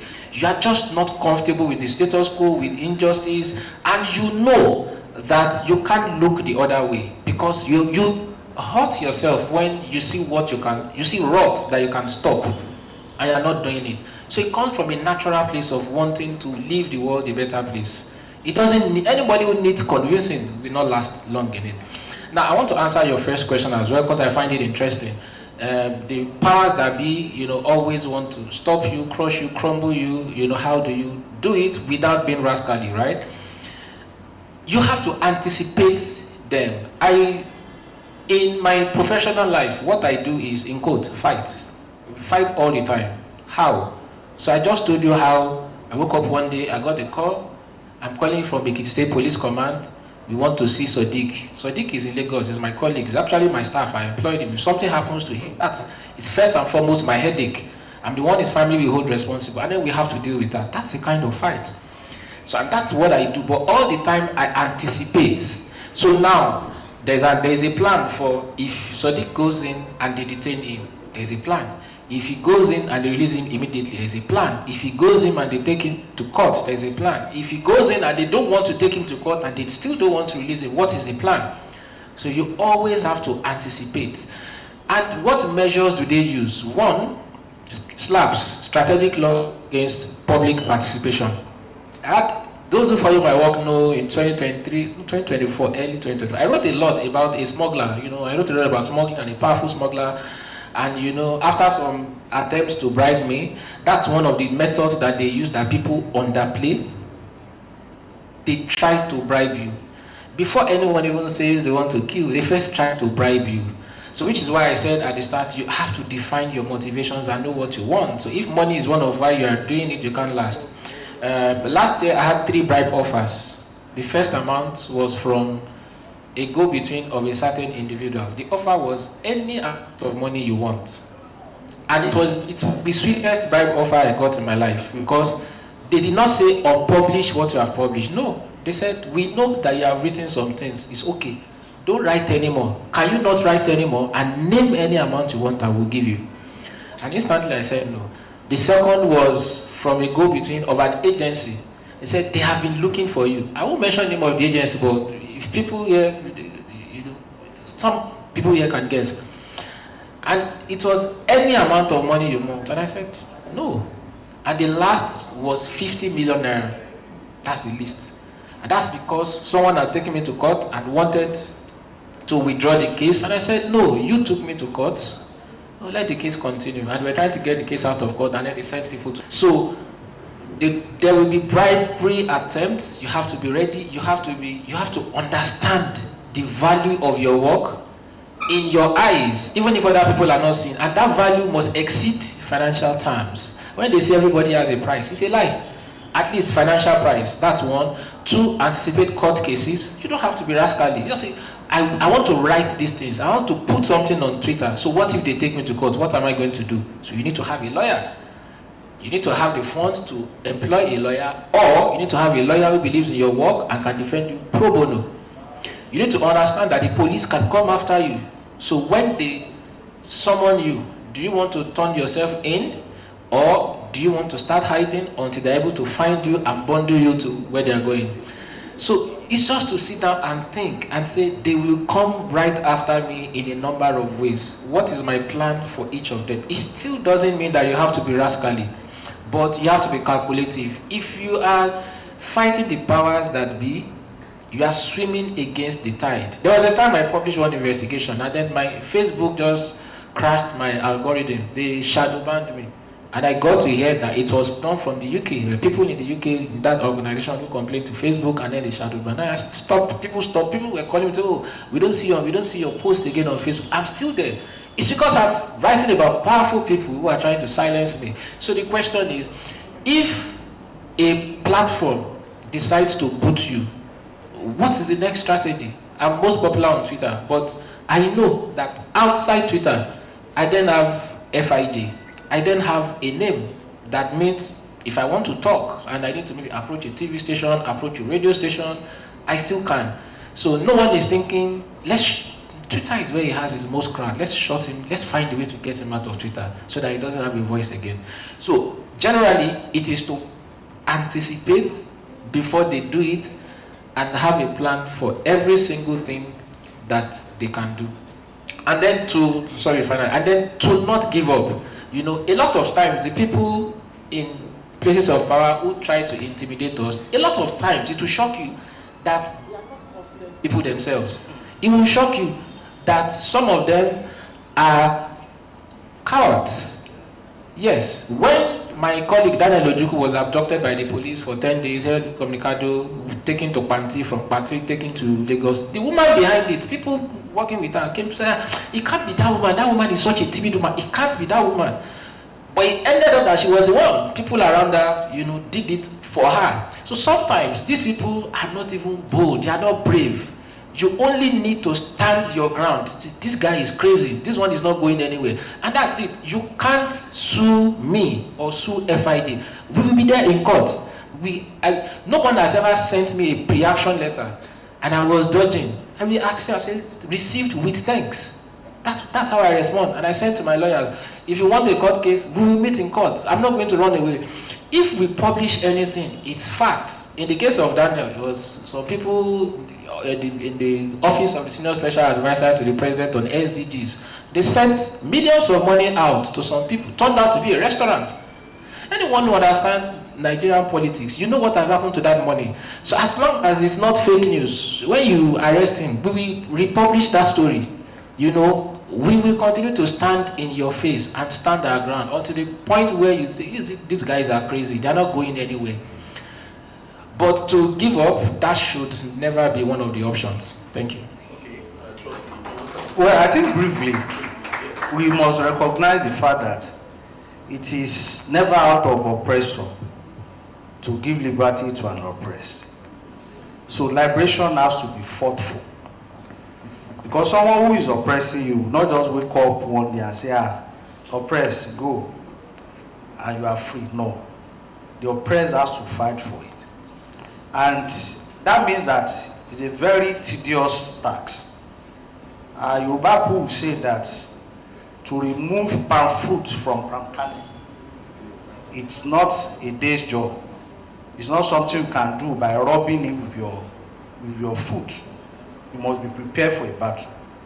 And that is what we are prepared for. But how do we ensure that that does not degenerate into rascality?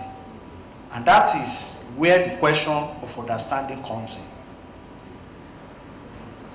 You can't solve people's problem. People will solve their problem by themselves. The best we could do is to make them realize the power in their hand and let them deploy it. At that stage, I always tell people I am a revolutionary. I'm prepared for revolution because that's the only way out of the problem we face in this country. But do you know what? The day that revolution will happen, I'm not going to be there. I won't be there. I won't be the one to start it. I may even be in my house sleeping, eating pounded yam. When those who will start doing it. But because they know what we stand for, what we represent, they will look for us. And Chike is here.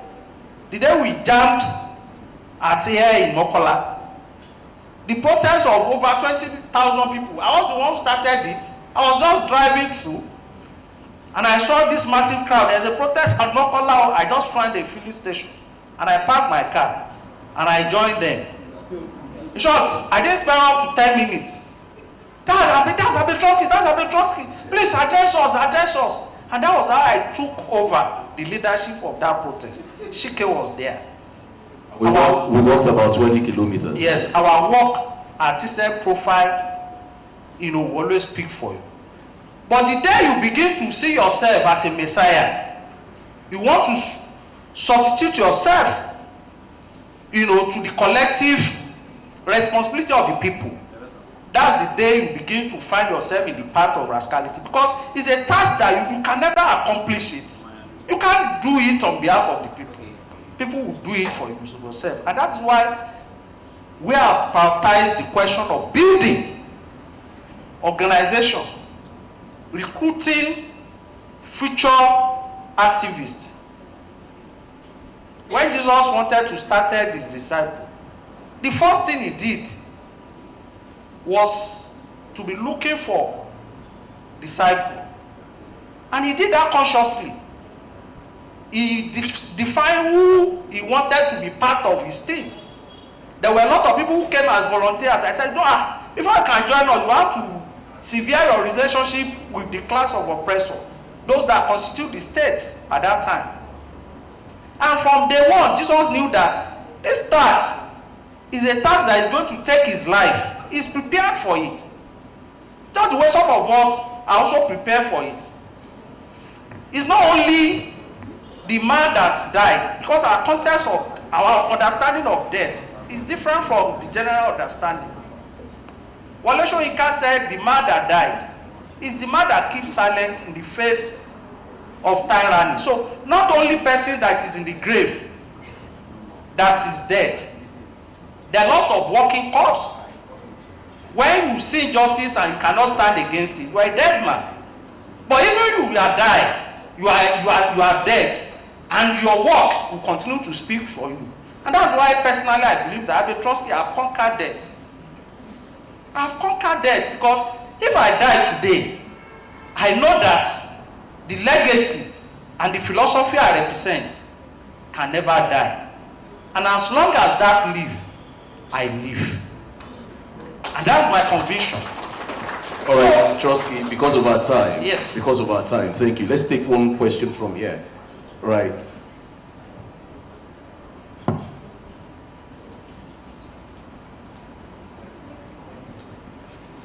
Good afternoon, everyone. I must say this has been a very tough. And my question is, today, the media serves as a powerful platform for amplifying voices. However, we often see a contrast between those who use it for meaningful activism that drives social change and others who simply make noise under the guise of activism. How can we guide younger or aspiring activists to recognize the difference and align themselves with the right models of purposeful activism? That's the question. Okay, so we'll do it this way. 2 minutes, 2 minutes. Well, the reason why there's no contrast is because the influence of those who are doing it is very limited. And I've told you why the influence is limited. The traditional organization of the working class are no longer in existence, have collapsed. As a result of that, that's why we are having the emergence of all of these, accidental activists on social media. And you know what they are even fighting for or fighting against are just a mere symptom of the crisis we face in the society. Mere symptom. And that is why the only way, and that's why I want us to commend the organizer of this program. Because this is the first time I will be participating in this kind of what I would call elitist kind of program. You know, what we are used to is traditional student activism, student this, and those who find there are not genuine, passionate Nigerians who are looking for a way out, like I'm seeing. Can you clap for yourself? And also clap for Primus. Yeah. And I think what we have to begin to do to increase that influence is to begin to orientate towards a program like this. But it shouldn't be, to deepen the roots, but to see how we introduce the young Nigerians who are passionate of a transformation of this country, to a new idea. Because without that, we can't change the society. And the task, like Marx will say, philosopher has interpreted the war in different ways. There's nothing that Trotsky wants to say that philosophers have not said before. But the task before us is not that continuous rhetoric. The task of how to change it. And that is our task and our duty, and we must see that as the task to accomplish. Thank you. All right, Fisayo, quickly, 2 minutes. If I get it correctly, our question is, how do you differentiate between those using it for ulterior motives and those who are seeking the public interest? I will just say, just one thing that I will say is, don't second your thinking power to anyone else. Don't hand over the power to think to other people just because they are popular, or have a critical mind yourself, read, seek information. When you feed your mind with information on your own, it's easy to see through the actions of people and why they do what they do. Problem is when people, this guy has so followers, I can always trust him. In fact, I talking to you, don't always trust me. For anyone who always trusts me, I think they are deceiving me. Why would you agree with me all the time? I think because I'm human, you are human. Different backgrounds, different family, different orientation, different environment, different education. We have to see things differently occasionally. So if someone even agrees with me all the time, I think that they are just being deceptive. So it's for you to seek information on your own. When your mind is rich with information, it's easy for you to filter and know who to follow, who not to follow, which platforms to go after. Yeah. All right, thank you. Okay, one question from here. Okay, we've got 2 females earlier, so we need 2 males. Let's balance it up. 1 here. All right, Dida. Thank you very much, sir. Thank you. Go ahead, please. Thank you, sir. I must say that that was a very fantastic session. The last time we met, okay, Dida, you have just 1 minute for your question. All right. Yeah. Was at the Amnesty International training. Thank you. Mine is more or less like a contribution. Okay. I think there is a nexus, a balance between activism and rascality. You need both. There is no one here who is not rascal. There is no one here who is not an activist. There are instances where your superiors had stepped down your radio or TV shows at all cost, and you just want to have it at all cost, in one way or the other. It's just for you to know how to balance the two. All right, where you're supposed to be rascal, just be rascal. educationally, holistically. When you are supposed to be an activist, speak up and say what you have to do. Otherwise, the world will swallow you up. You will be nobody. Nobody will know you. You just pass by. So you need those touches of rascalism. Where I work, I know how to do my own rascalism, and I know how to do my own. They know me, that there was even a day they came to the live studio as a radio presenter to pull the cable from the console, so that I would not, but I insisted that program must go. That thing would have to go. People would have to see it. And everybody was just like, who is this guy? Who is this guy? If you're not rascal, if you're not an activist, you just be like an ordinary broadcaster. Nobody. Today people mention Delegiwa, even though he is dead. But he did some things. You go to Wale Soyinka, you go show your but that's because they are trying to do something. But if you just want to be a broadcaster, you can be a broadcaster and you just pass by. Nobody will know you until you retire and you go back home. But you can do some other things, some other were. People will tell you it's were that you can use to do were. Because people are crazy. They will want to swallow you up at all costs. This life, like the Ilé Ayé on radio and television, they will say, Ilé Ayé Oguni, you have to fight yourself. You need party, you need your access, right. You need everything. Thank you. In fact, I'm just beginning to feel like an activist now. Okay, because of our time, I'm sorry, I'll be inviting one person, and someone I hold in high esteem too, Tony Roland Awobode, popularly known as Don T. Don T has something to say. Well, congratulations to Primus Media. I think they're doing a very wonderful thing, and to many young people that we're seeing here, I think this is very encouraging. To wonderful activists, I can only wish you well. My sense of aluta, I think started when I was very young as well. So let me say, I think it's a consciousness, it's deposited in the body. Because people that become activists sometimes don't want to do it. They just find themselves in that line. So my first experience of Winogo Greek was when I was in JS2. And we went to destroy our vice principal. So that's rascality. That was the rascality. It went on till I got into UI. I think my first year in UI, there was a protest where they went to attack Aisha Kola's limousine. We no go gree. We no go gree. I was there too. So for some way or the other, I found myself in that line. And unfortunately for me, as a professional, even in my advertising body, I'm the chairman of the association. You see what I've suffered. While I was working as a paid employed staff, I had the aluta blog.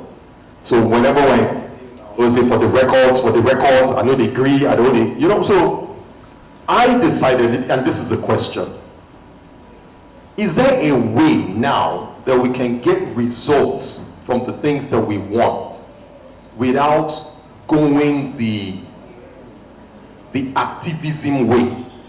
These are the questions. Is it possible, for instance, in this state, I was also trying to be active for the entertainment industry. So we're always fighting government, we're always, then I asked myself that, is it possible that we can start to influence policies? Through these policies, some of those solutions can perhaps come.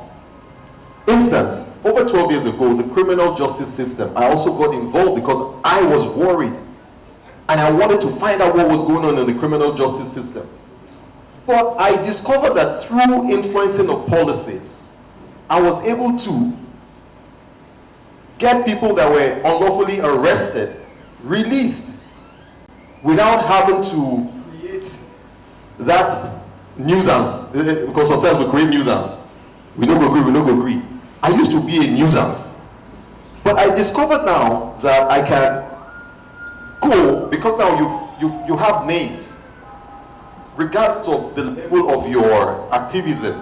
But some of us can actually go into where these policies are made and systematically make a drastic change without creating the public alluta or the rascality. How do we begin to do that? How do we begin to influence the law of Nigeria that makes the politicians culpable? How do we begin to influence the State House of Assembly? How do we begin to influence the decisions of the agencies that are doing the wrong things? So these are some of the questions that I'm begging to ask. When do we start as activists to be influencing the policies that are against us? Okay, thank you. Okay, so in 1 minute. Yeah, I think we've been doing that. I've cited an example of a construction company. How we're able to get a result without necessarily, resorting to a conflict. You know, today the FD see me as a friend, even though I know we are not friends, because it's a question of time. We are going to have a fight. And you are aware now that ASU has been begging Nigerians to prevail on the federal government to sign an agreement they had with the union for over 8 years. They have been talking with the federal government. ASU did just start with a strike. Now they have been begging Nigerian meeting religious leaders prevail on this government. So those are the measures. If you have a government that is responsive and is sensitive to Nigerians, they will hurriedly will have endorsed what ASU is asking for. It's not a rocket science. But you know what? They will never do it. So it is when that measure, option, approach fails, at that stage we have no choice. So that approach Nigerians often adopt. And the question of how can we be in power and influence policies, it's also very difficult, because how you get to power determines what you do when you get there. From my profile, I'm not contested as governor of this state. And I can tell you that I did not pay a dime to INEC when I became a candidate of my party. But how many political parties can we say of such of today? Before you express interest, you pay billion. Before you even participate, you pay billion. So where would a working class, who is the victim of the misrule, get that power? Because it is those who feel it that knows it all that can effect the change. So that is the problem we are facing. And that is why, before we get to power, there are a lot of things that has to be done. People, the oppressed, have to have political party of their own, through which they can express their political value. All right. Without that, as long as these ones that are there, it will be. All right, Fisher, 1 minute, please. Okay, I'll answer in 2 ways.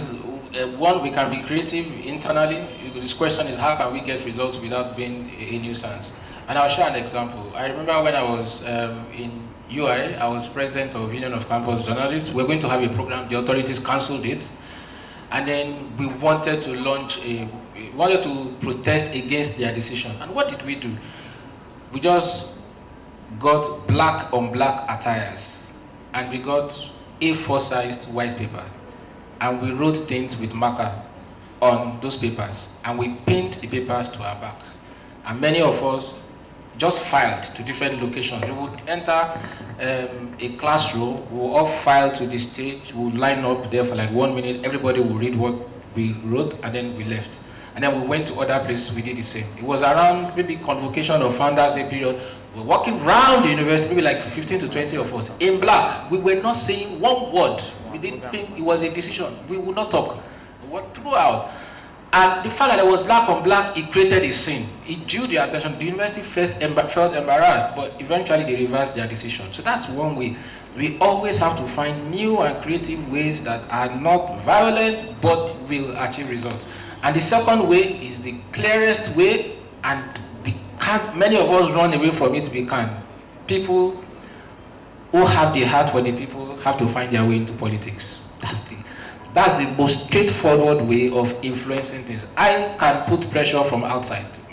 But what if you are not the one putting pressure? What if you are just the one appending the signature? So people who have a heart who want a better society and they want public good, they have to find a way to make it into politics. We can't leave politics to the real rascals. All right. Have you learned something today? Did you learn anything? All right. But you know we can continue this conversation. How many of you have followed Primus Media City on Facebook? How many? If you've not, do it now. Now. Do that on Twitter, do that on Instagram. Let's continue this conversation. Let's be conscious. Well, activism is good. In the next 5 years, where will activism take us to? Yes, we have a generation of relatively rebellious youth. So if we're going to go into activism, which will be more pronounced in the next 2, 3, 4, 5 years, we have to do that with some high level of decorum. Because it's going to come. Yes. We can't run away from it. It is there. In fact, it's staring us in the face. Trotsky says the last resort is a revolution. But if we're going to have a revolution, it must not be bloody. We can have an intellectual revolution. So let us build an intellectual space where we can, exhume our anger and all that intellectually and reclaim Nigeria. Thank you, Abitroski, for being here. Thank you, Fisayo, for being here. And thank you to you all for being here today. I want to say thank you to Primus. My name is Chike Ubogu. Have a very great day. All right, thank you so.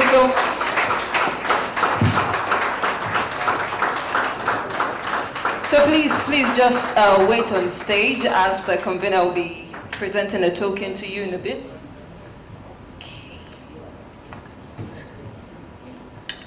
Thank you so much. Please, I want us to put our hands together for them once again. To you, we have learned something. And one of the things we believe at Primus is that there are better ways of doing things. And if we really want to be impactful and really want to have results, we need to learn how to do it well. And there's no better way to learn than learning from those on the field who have been doing it and who understand it. Please, once again, everybody put their hands together for our guys here. So right now we want to quickly say our own thank you to them in our own special way. This is not in any means or in any way sufficient or commensurate to all the resources, the time, the knowledge, the experience that they have brought on board. But this is just our own special way of saying thank you so much for coming to teach all of us, for coming to expose, or for coming to show yourself to us. So ladies and gentlemen, I will start from Comrade Abiodun Bamigoye. We want it as a memorabilia, something that they will have and they know that, okay, I was part of this conference when it was just 4.0, and this was what I brought on ground. So ladies and please put your hands together as I welcome John T. Please, I would like to call on one of the voices that inspired us. If you are of my generation, you must have been inspired by Tony Roland Awobo. Please put your hands together for him once again as present this to Comrade Abiodun Bamigoye. Comrade Abiodun Bamigoye, your work, it's been felt. We can only use this opportunity to thank you and to pray and hope that all your desires through your activism in your lifetime, that the results are felt, and that Nigeria, our country, would certainly be a better place to live in. Congratulations.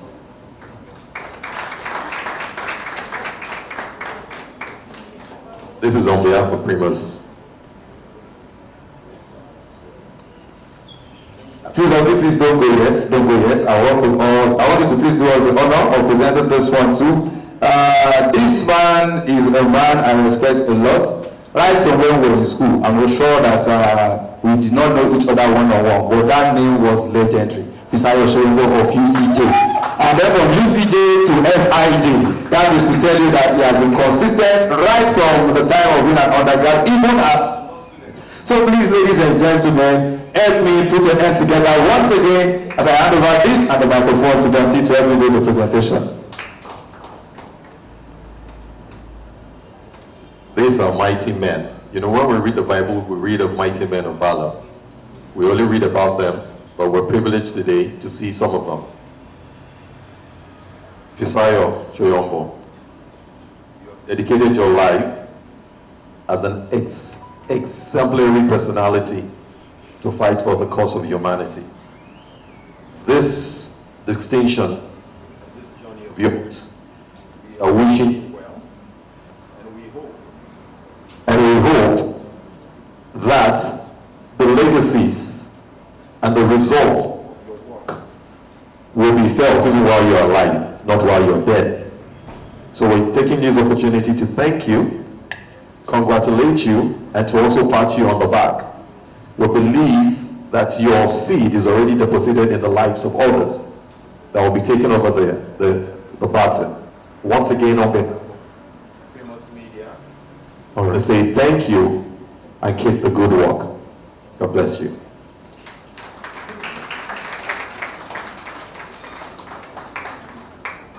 Thank you so much, sir. And last but not the least, unfortunately, like I said earlier, we could not have Comrade Omoyele Sowore. We got a message early this morning that he may not be able to attend, but it's all good. I want to believe we still learned something. So, ladies and gentlemen, you must have agreed with me that Mr. Chike Ogbogu did a very good job. Please let me put your hands together for him. And as a token of our appreciation to him as well, sir, please do us the honor.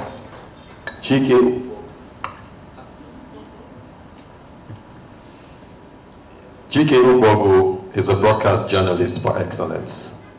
He is a news editor of reputable achievement. Mr. Chike Ogbogu, we know you're also an Aluta by blood. At least I've known you for almost 20 years, and I've seen the wonderful things that you have done. Now, this on behalf of Primus Media, and on behalf of the entire team, we want to say thank you and congratulations. We wish you better years in your career as a gatekeeper. Thank you very much, Chike Ogbogu.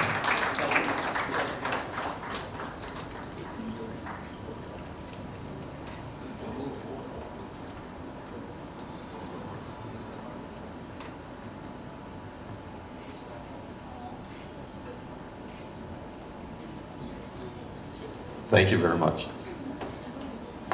Thank you so much, sir. Now I hand over to our delectable host.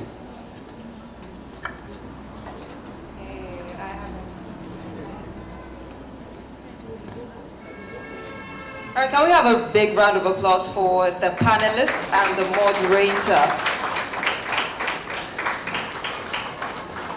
All right, thank you to every single person that gained a thing or two, tried to ask a question but couldn't. We appreciate you regardless. All right, so we're moving forward with the program of the day, and we'll be having a keynote speaker to speak next. But before then, notable figures graced our event while we were talking, and I hope they're still very much here as I give a recognition to, he has been on stage several times today, talking about Tony Roland Awobode, the CEO Rock Top Media and Ace Media Executive. Thank you so much for gracing the event. There is also in our midst Mr. Yinka Agbola, publisher of Parrot Extra magazine. Also, I want to recognize Barrister Akinsholaige. Also in our midst is Mr. Damilola Oladen, PR man. Please, can we celebrate them? Just thank you, thank you. Also in our midst is Dr. Babatunde Tiamiyu, the General Manager of Pensioners FM. Thank you so much for coming. We also have Ambassador Osonjo Saka, Fele Fele, GM Brave FM, Ogbomoso. Thank you so much for coming. And last but not the least, Honorable Ademola Ajibola, CEO Maya Groups, is also in our midst. Thank you so much for coming. All right, so before we move on to invite our next keynote speakers, can we have decorum, please?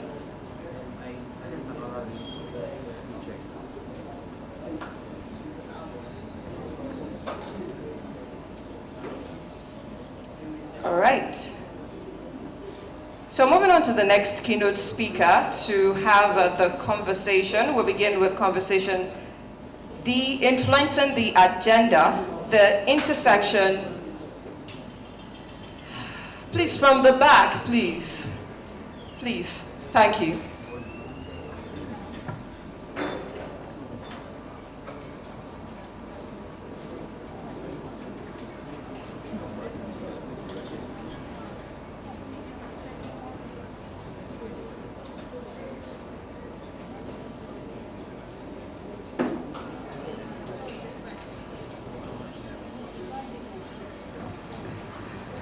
I'll be inviting the next keynote speaker. She has been introduced earlier while the convener was reading out his appreciation, but I would like to do the honors again. She is a lawyer by profession and also a media executive. Her name is Barrister Monisola Tayo Oyetibo.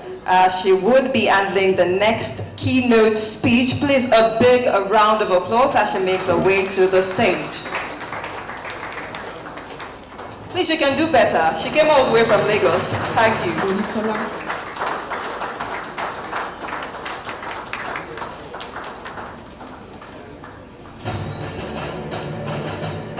Monisola Tayo Oyetibo is a seasoned legal practitioner who hails from a distinguished family of lawyers, where excellence in law and service to society is a long-standing tradition.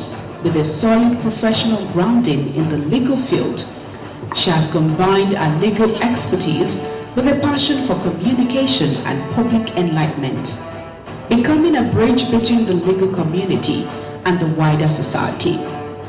Her professional journey reflects not just her commitment to the practicing across the continent. Her unique blend of legal expertise, media leadership, and innovative thinking sets her apart as one of the emerging voices driving the intersection of law, media, and social impact in Africa.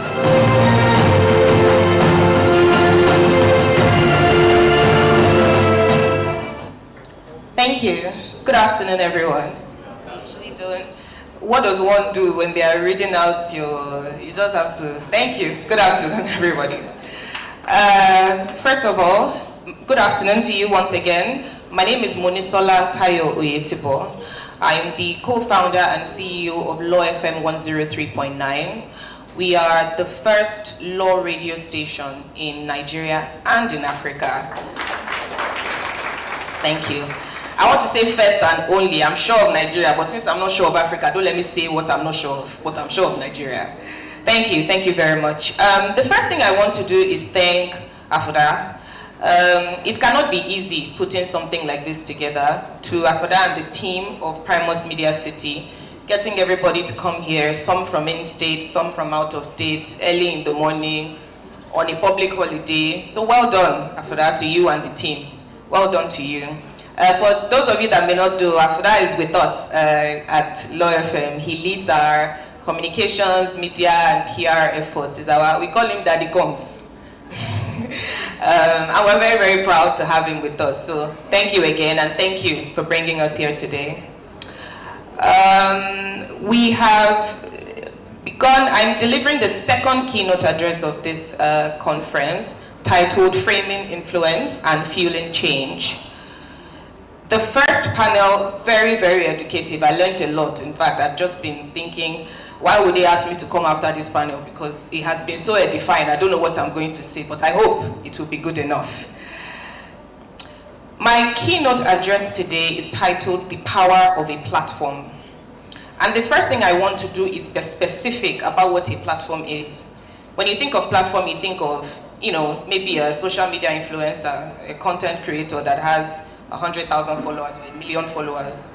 But the truth is, if you have only 2 contacts on your WhatsApp, you have a platform. It's just that your platform is small, but you have a platform. You can reach people, right? So from 2 contacts on your instant messaging to millions on your digital media platform, or if you're a media house, you have a platform. I'm going to begin with a small story. At Law FM, we have this program we call Law FM People's Court.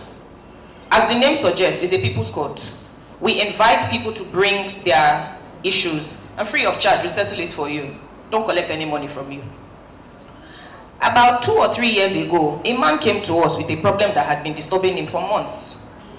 It was a small thing, but when it's your problem, it's not a small thing. That man had worked for somebody, I think he had driven for him, and the man was owing him 50,000. And he had been running around for months. In fact, I was thinking what he must have expended to get that thing would have almost been more than the 50,000. He could not find a solution to that problem. When he brought it to us, we have a team put together specifically for this show. And so they followed it up, reached out to the other man and said, see, this thing is not fight. We're a mediation platform. What can you do? In a matter of days, that man's money was paid. What's the purpose of this, my story? A months-long problem plagued a man until he was brought before the right platform. And in a simple matter of days, the problem vanished. That is a story about the positive power of a platform. Media is good, right? Okay, well now I'm going to tell you a story about the negative power of media. Recently, a video went viral of a passenger being dragged off an airplane. Yes, the clip sparked outrage, but it also turned into a spectacle.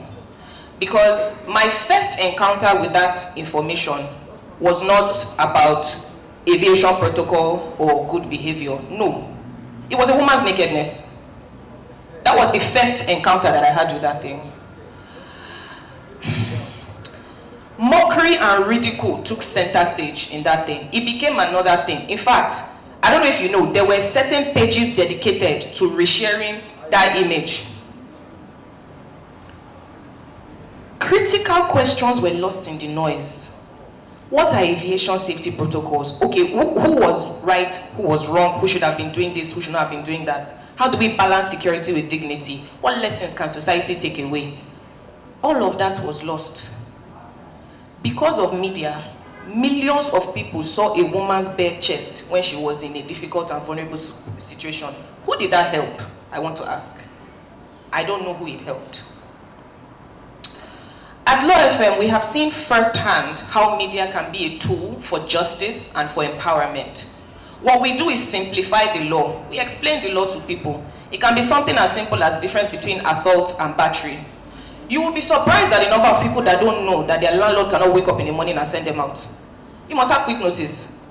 We have had people come to cry to us because they didn't know that they could not be sent out like that. Simplifying the law, we provide arbitration, mediation, let me say, on air, and we give ordinary people a chance to be heard. We've turned media into an advocate for fairness, but we have also created space for entertainment, for creativity, so that even as we inform you, as we educate you, we inspire you, we uplift you. Law FM is just one example. Every media house has this power. The question is, how are we using it? Law FM does not have a monopoly on educating people about the law. Any radio station that wants to educate people about the law tomorrow, they are free to do it. Once you have a platform, you have the power to tell people, get this, anything you like. But how are you going to use that power? What are you going to tell them? I believe everyone here has heard the expression, with great power comes great responsibility. It's an old expression, right? And it is a broadly applicable phrase. It applies to every area of life. But I will touch on 2 applications in line with the theme of the second panel. Our panel 2 is titled The Intersection of Media and Politics. And I'm going to touch on 2 applications of that phrase in line with that. Application 1 is media, application 2 is politics. I will say this, any media practitioner whether you are seasoned or you are a charlatan, if you do not understand the power of that thing you are holding in your hand, that's your platform, you are dangerous. You are very dangerous. Because of media, I can sit in my house in Lagos and I can know what somebody in Australia ate for breakfast this morning. But that's a small thing. If you type the right combination of words and you paste it on a public platform, within 4 hours, you can mobilize thousands. What you do with the thousands that you have mobilized is now the question of the responsibility that comes with your power. In the media, we wield the power to shape narratives. We can influence millions, and we can decide what stories the world will remember tomorrow. This, to me, is the most humbling part of the profession.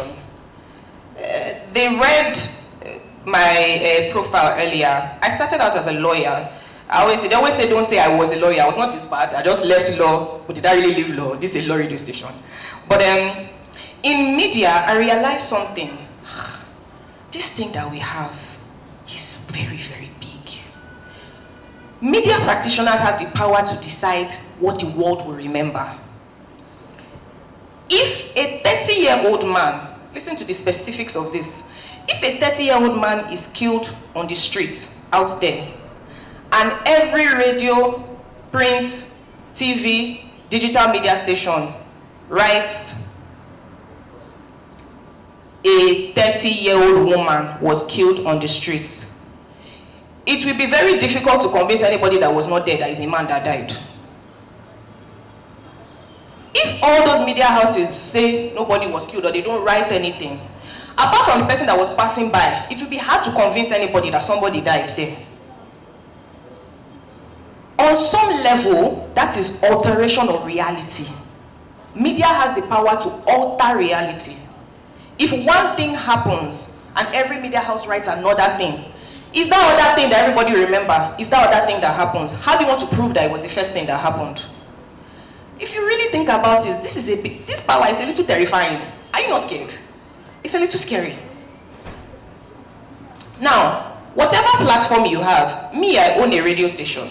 Whether you have a radio station, a TV station, it's a digital media platform, a print media platform, you are responsible for the protection of true reality. Whether you choose to take up the responsibility or not is personal to you, but the fact is you are responsible for it. If you have the power of a platform, you are responsible for the ethical use of that platform. That's media. I want to look at application 2 briefly. Politics. Politicians are people in government, correct? Okay. And let us be frank. After God, I've not yet seen the entity in life that is more powerful than government. If government should decide that they have your time, it's only God that can help you. That is the only entity that is more powerful than government. Okay? Now, there is no individual, corporation, or association that is more powerful than government. They may think they are. When it comes down to it, they will realize that after God, not government. Government has the power to decide where you live if they want to do it. Government has the power to decide what you eat if they want to do it. If the government should say, you know what, we don't want anybody to eat yam again, so let us declare that the planting of yam is spoiling the soil, let us ban yam. You can protest, you can sue, no problem. But pending the determination of that suit, nobody will drop yam, yes or no? Now, what this must mean is that government as an entity and politicians as individual manifestations of government, because government is an entity, but who are the people in government? They are the politicians now. That must mean that they have the greatest responsibility, right? Seeing as they have the greatest power. I'm not sure we are here to advise government, but let us say what we have to say and move forward. The upcoming panel will discuss the intersection of media and politics. I look forward to it. I will not preempt them, but I will say this. In my view, the intersection of media and politics is most significant in 2 situations. 1, during elections, and 2, in framing policy. Media is already a very powerful concept. Politics, government, is the same thing. is also extremely powerful. If a sitting or aspiring politician can get their hands on the right platform, there's very little they cannot do. If you own a radio station or a TV station here, I think you know what I'm talking about when I say during elections, we see the intersection. Yes or no? Thank you. My wheelhouse is media. I will say more on media than I will say on politics, but I will round up with the next few paragraphs. When you have a platform, you have two options. You can shock, and you can leave it at that. You can trend, you can go viral. Or you can create lasting impact with or without shocking. Because the truth is, the problem is not shock. The problem is what you do with the shock. If you shock me, but you teach me something, that's just your format, right? So what must we do? We must commit to three things. First, advocacy. Using our platform to speak for the voiceless, to fight for justice. If I know one person and you know 10 people, you know more people than me. You might be able to help me more than I can help myself. If you have that power and you are so willing, use it to help somebody that does not have the power. It cannot be depleted. If you have that your power, it can't be depleted. You can only share it and use it to empower others. It cannot be taken away from you. 2, ethics. Ensure that every story you tell preserves dignity, preserves context, preserves accuracy. There is a way to tell a story, and we all know the truth, and we all know what we are doing, unless we don't want to tell ourselves the truth. There is a way to pass information to preserve the most important thing. 3, impact. Measuring success, not just in clicks and in views, but in lives improved, in justice given, and in awareness deepened. A piece of content is successful if millions of people see it because it has gone far, right? But if millions of people see something and it doesn't make any impact, is that thing successful? I'm not here to tell you yes or no, I'm here to ask you to ask yourself that. The power of media is undeniable, but power without responsibility is dangerous. If we as media professionals, or simply as human beings with a platform, if we choose to wield our platforms with advocacy, with ethics, and with a focus on positive impact, yes, we will inform, yes, we will inspire, and yes, we will transform. There is a reason I told you that story in the beginning. When we set up Law FM, it was not just because we wanted to help people. We wanted to educate, yes, but I consider that one of the most impactful things that we have ever done. Because it just struck me that, so this guy has been running around all year. And he just heard that there's one place somewhere that they used to help people to solve their problem. And he just came and this problem was solved. This thing happened 2-3 years ago. We have had scores of cases since then. I never forgot it. Because the man came back and he said, Law FM, thank you. You people helped me. I did not know where I'll start from. And I was thinking, what did we do? We just called the other man and said, but that helped me realize the value and the power of this platform and what can be achieved. It opened my eyes. The platform did not change. Law FM was always there. But the way I saw it changed. So I'm saying to you, whatever platform you already have, it's already there. But maybe you want to look at it a different way. And maybe you want to ask yourself, what kind of impact am I making? Do I even care about making an impact? Is it fleeting? Is it built on noise and sensationalism? Or is it lasting? Is it built on advocacy, on education, and responsibility? This question, I want you to ask yourself. The future of our societies depends on this answer, but actually no, more than that. If you think about that story I told you, about whether it's a man or a woman that died, the very nature of our reality depends on that answer. Thank you.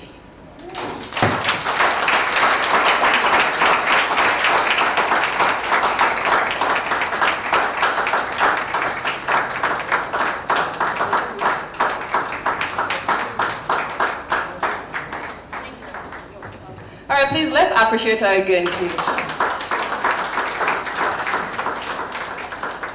Okay, before we move forward, I have an announcement to make. If you own the car with number plates AGG 444EA and KTU 99JS, please can you please head outside and repark your cars. AGG 444EA and KTU 99JS, please. You're blocking in some people trying to go out. Thank you very much. All right, so we're moving forward now, and we'll be having our second panel session, and that is actually insightful. I like how Barrister Munisola actually touched on that topic, because it is very, very insightful if you ask me. All right, so I'll be inviting to the stage first the panelists that'll be handling the next panel session. His name is Adedapo Deda Akinola. He's a seasoned broadcast journalist, certified professional trainer, media consultant, and a voice-over artist with years of experience in broadcasting and digital media. Is the head of programs and production at Crest 91.1 FM and the host of the podcast Dunham with Deda, a platform that helps people discover and maximize their potential through storytelling.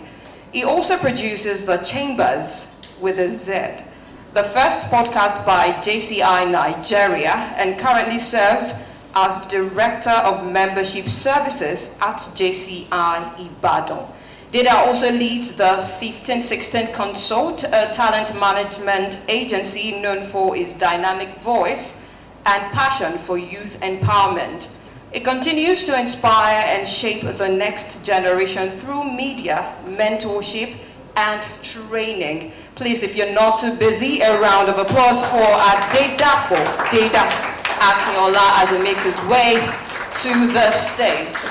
Please, we can do better. Thank you. It will be handling the panel session with the theme, the agenda, the intersection of media and politics.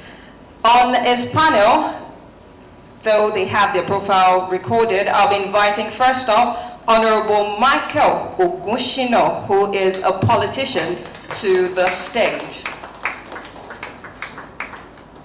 Honorable Michael Ogunshino. Michael Oluwaseun Ogunshino, popularly known as Bro Mike, is a staunch advocate for youth empowerment and inclusive governance in Nigeria, with a strong conviction that young people, when properly guided, can meaningfully contribute to national development. He has served in several youth leadership capacities, both locally and internationally. He is the convener of the Clean Sounds Initiative, which focuses on mentoring the child through value-driven outreach in public schools, and has also pioneered and held key roles in organizations such as First Massive Literati, National Youth Frontiers, and the Nigerian Youth Alliance. Bro Mike's political and professional journey reflects a blend of activism, leadership, and enterprise. He currently serves as Oyo State Youth Leader and Acting Publicity Secretary of the PDP, where he champions youth inclusion and good governance while remaining a prominent voice in national discourse. Beyond politics, he is the CEO of Swapsog Limited, co-founder of the Ogas Lounge, and an accomplished author and PR expert trained at IVIPR and the Daystar Leadership Academy, widely recognized as a thought leader and recipient of multiple awards. Bro Mike continues to inspire young people while embodying progressive leadership and unwavering dedication to Nigeria's unity, peace, and prosperity.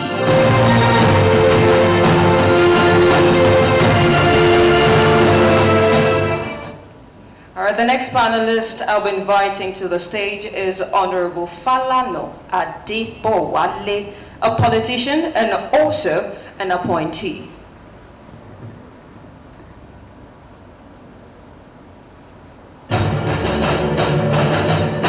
Honorable Falano Adebowale is a respected public servant and prominent politician in Oyo State.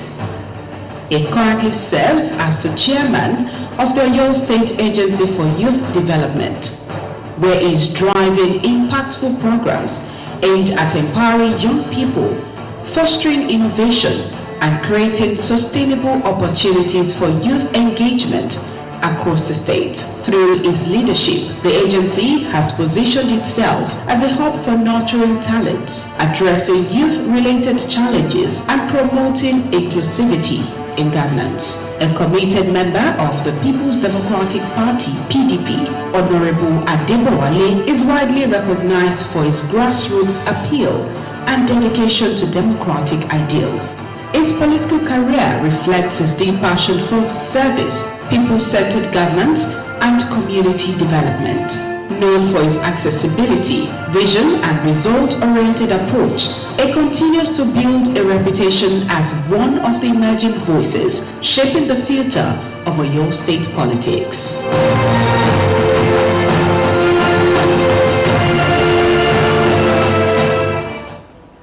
And finally, I'll be inviting to the stage Honorable Akishete Olakunle, our very own, a politician and an appointee, and I dare say a friend of the youth of the state of Oyo. Please, a round of applause as he makes his way.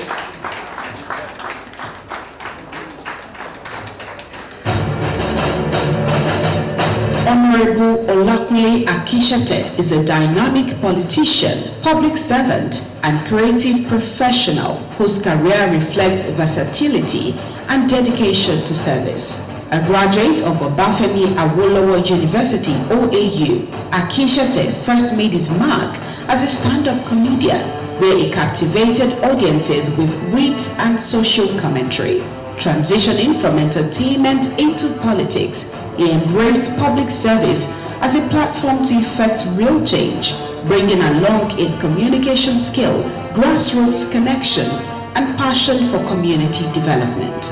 In 2023, Akishete contested under the Social Democratic Party, SDP, as a candidate for the Oyo State House of Assembly, a testament to his growing influence in state politics. Today, he serves as a special advisor to the Governor of Oyo State on housing and urban development, while also representing Oyo South on the board of the Oyo State Housing Corporation. Beyond politics, Akishete is recognized for his role in convening the Made Oyo Real Estate Conference, showcasing his vision for modernization and sustainable urban growth. His journey from the stage to public office highlights his unique blend of creativity, leadership, and commitment to societal progress.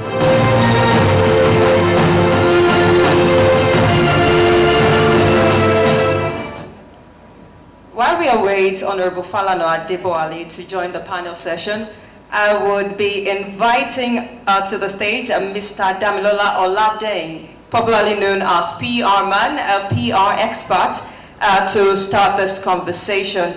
Can we give him a round of applause as he makes his way to the stage, please?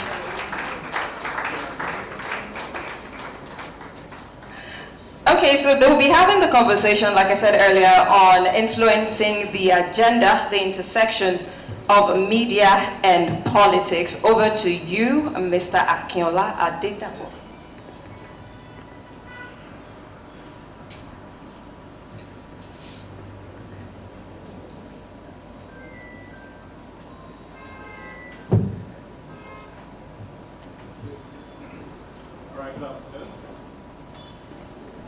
Good afternoon. Good afternoon, everyone. I hope we've been learning a lot.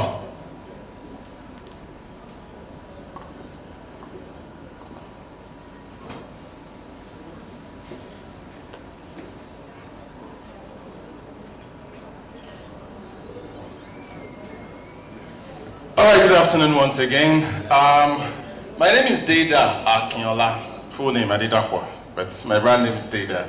I work with Crest 91.1 FM as a broadcast journalist. And first of all, let us appreciate the keynote speaker. Yes, let's appreciate her. Try to remember the name right now. She said something so important about the influence of media, and I'm going to share a story, and that's how we're going to start off. this conversation. 2019, during the election, I was doing election reporting. And we got to Lagelu local government, yeah.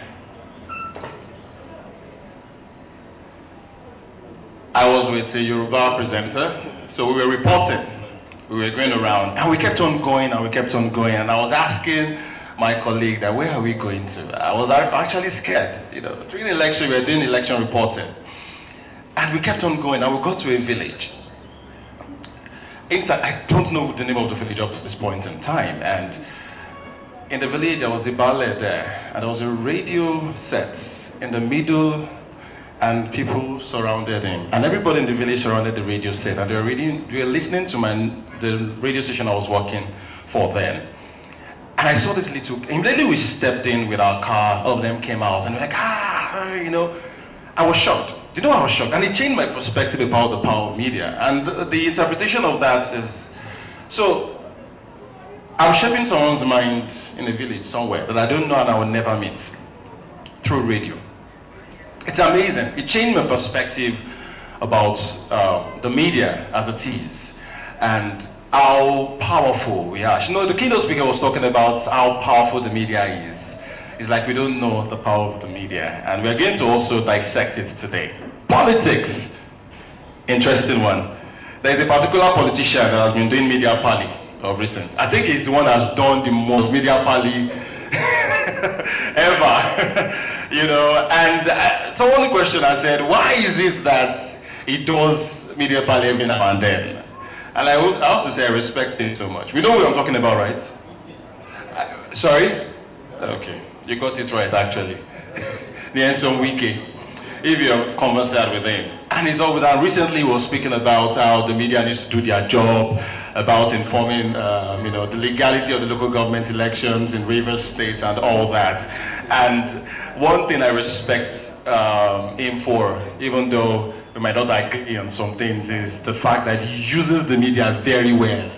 He uses it very well. And you might be wondering, why? Why?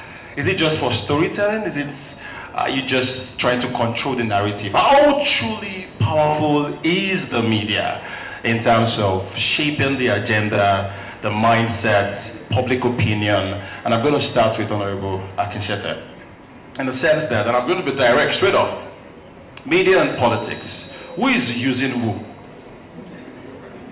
Politics using media, or the media using politics? Or let me say politicians. Yes, I think that's okay, thank you so much. Good afternoon, everyone. Once again, I'd like to applaud my brother Afuda for this very innovative idea. You know, I always say something jokingly that the media is the fourth tier of government. You know, in government we have the executive, the legislative, the judiciary, and then permit me to say the media is the fourth tier of government. That is, it is very, very important, just like we have others. Talking about who is using who, you know, media and politics goes together because there's this synergy. It's a very complex yet dynamic synergy because the media needs the politics and politicians to get news, to project to people out there. And on the other hand, politicians need the media to push their narratives, their policies, and policies out there. So I would say it's a win-win thing. We both need each other. You know, the media needs the politicians and government, and of course, government also needs the media to always do. And you know, media is always out there to push narrative. Like I said, you know, there's a way they say things that you yourself will wonder, is it me? You know, when I read something recently and I saw a news and I saw one beautiful headline. They were like, Bajabi Amelia arrested for stealing generator. And then I was wondering, which Bajabi Amelia? You know, that got my attention, not until when I read the news and I saw there is one Bajabi Amelia somewhere and it's not the speaker. So what I'm trying to say is, media is very powerful to create narratives. And of course, we as politicians, we need the media to push thoughts, policies, and narratives out there. So I'll say, We are both using ourselves. We come together. All right. Let's welcome Honorable Michael Ogushina, PDP spokesperson and youth leader. You're welcome. All right, so you're talking about the what's it called, the influence of politics and the media space. And I'm going to be directing. You came at the right time. I'm going to be shining the spotlight on Ibadan. We just conducted a by-election, Ibadan North Federal Constituency by-elections, and the keynote speaker mentioned something about how influential the media is, especially during elections period. Now, in all honesty, you're ready to move in. Do you think people voted because of the narrative the media sold, or because of the narrative the politicians sold? Do you think that people understood, the meaning? Because I run a political show, I run a current affairs show on Crest 91.1 FM, and you get to realize that a lot of people don't even understand what is really happening. So my question is, using this last election as a case study, do you think people voted based on what the media was projecting, the presenters, the traditional media, social media, and all that, or it's what the politicians have influenced? Good afternoon. I'm sorry I came. Okay, so straight to the question. Looking from the experience we had in the last Ibadan North by-election, where, funny enough, I'm actually the head of media and publicity for that election. So I can tell you that throughout the Ibadan radio stations, there are quite a number of persons here who are in the Ibadan radio space. There were less than 5 jingles of Don, our candidates, on the radio stations. I'm not sure you have anyone on Crest FM, and I am a person, right? It was deliberate. At some point, many radio stations were saying, Michael, are you deliberately hiding your candidates? But you see, there's something in media and communications, especially in political communications, there's something called narrative control. You can actually control the narrative, and that's what we did. We wanted to do a bit of social media, a bit of print media, less of broadcast media, because of the kind of campaign we wanted to run. You see, if the decision to put plenty money in the media, most of the time depends on the reality or the dynamics of each election. If you followed 2015 Nigerian elections, the goal of the opposition party then, the APC then, was to discredit Jonathan administration and present them as failures.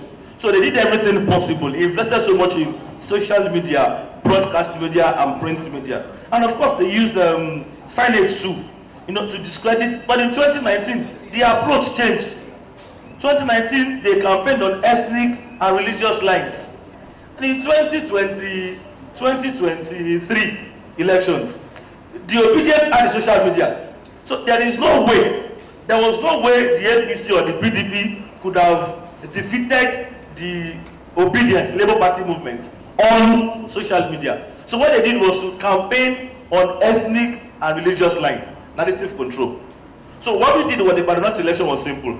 We just ensured that we're communicating to the politicians. We're communicating to the electorate through the politicians. So when we go to the campaigns, we were sending messages to the emotions of the electorate.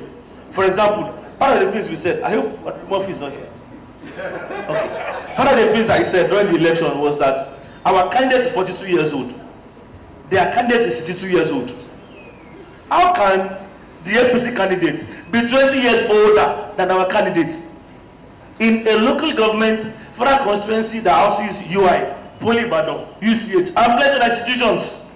What am I doing? Speaking to the emotions and to the sentiment of the electorate. So there's something called narrative control. Now, done election that became a done deal, Don's election that has now become a done deal. We did not really focus on broadcast media because of the peculiarity of that election. Now, part of the peculiarity is that we're the government in power. The PDP is in charge in Oyo State. If you go too much to the media, what you will do is that you will make your candidate available for too much scrutiny. I didn't want that. And you didn't want that. Okay. All right, now that brings us to the next question. The next question, which is, like I said, sounding people's opinion. And a lot of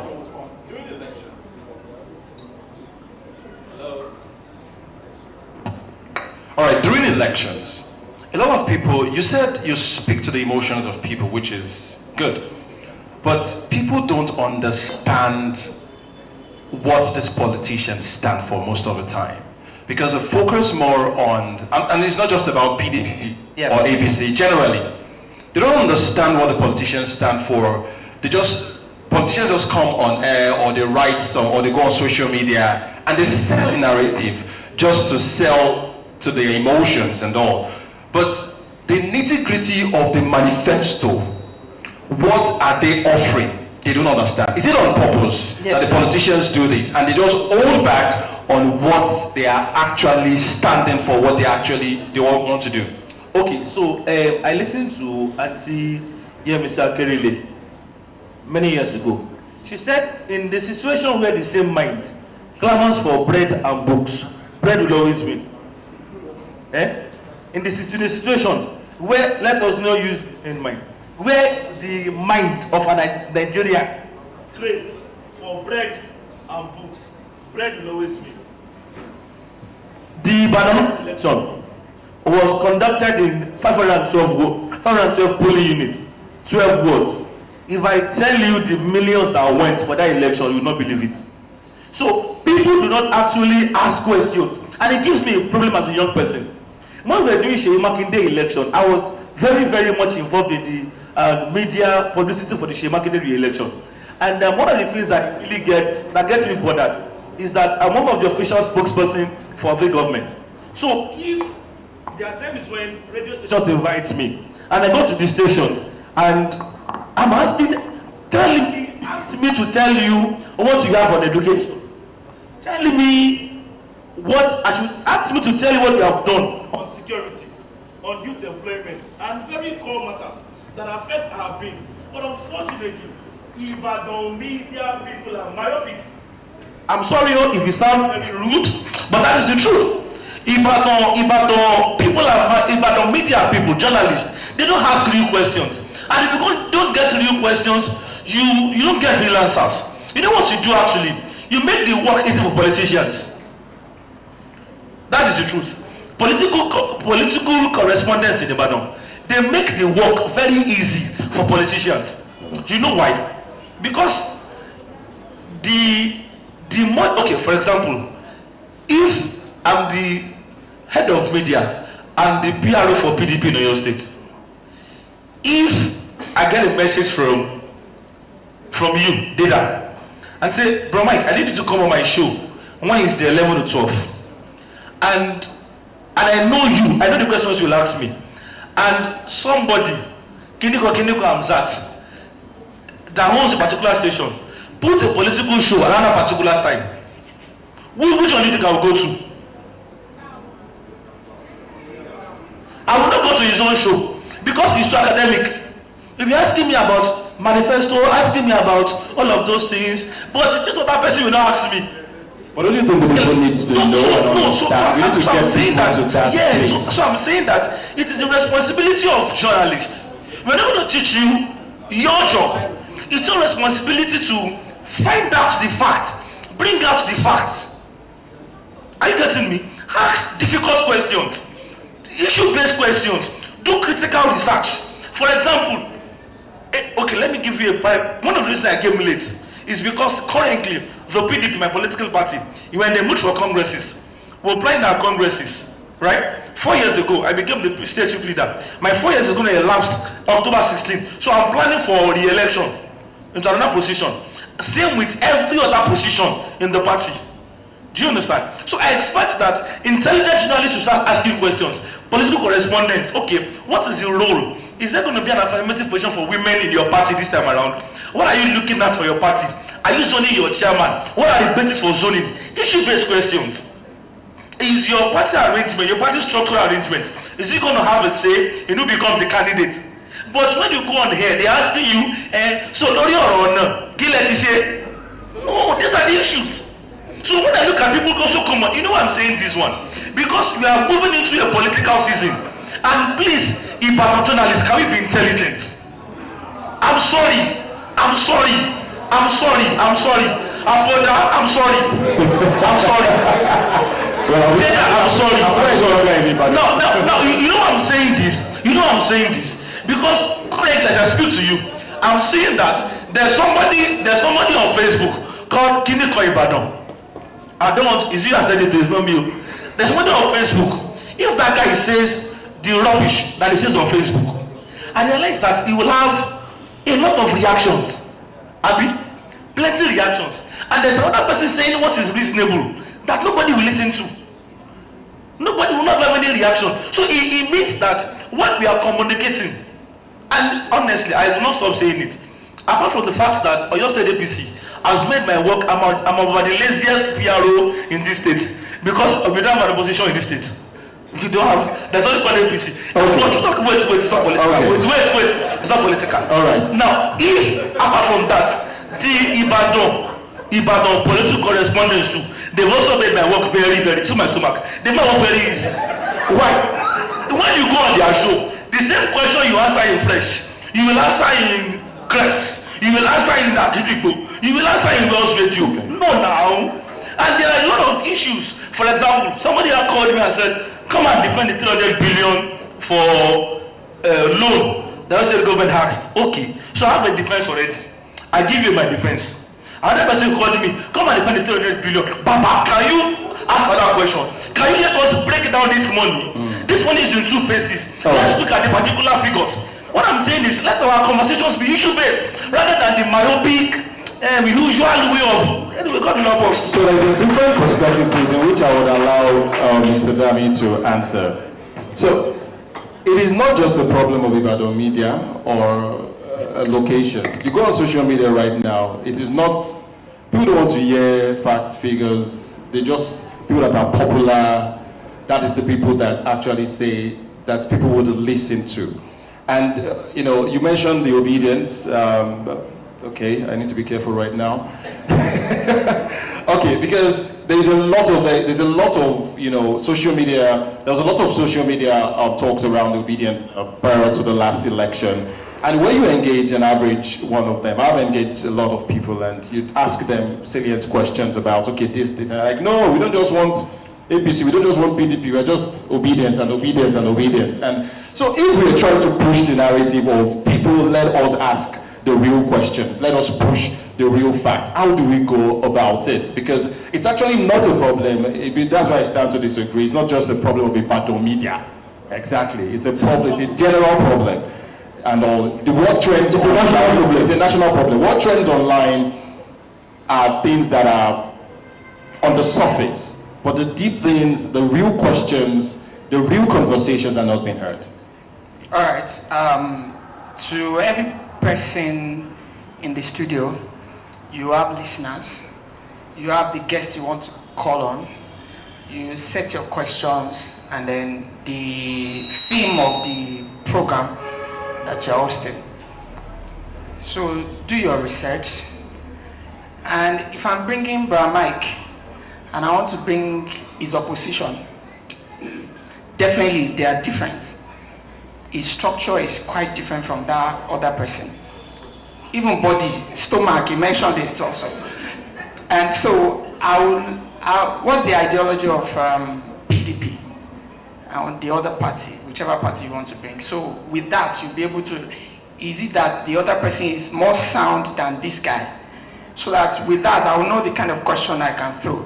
If I want to bring, let's say I'm a radio host and I want to bring Don T on my show, I'll go and, one of the things I know, sincerely, I go to radio at some point, I started turning down invitations because it's like, give me the questions you want to ask me. Let me just have if you want what you want, so that I can know what to do, what to say, what not to say.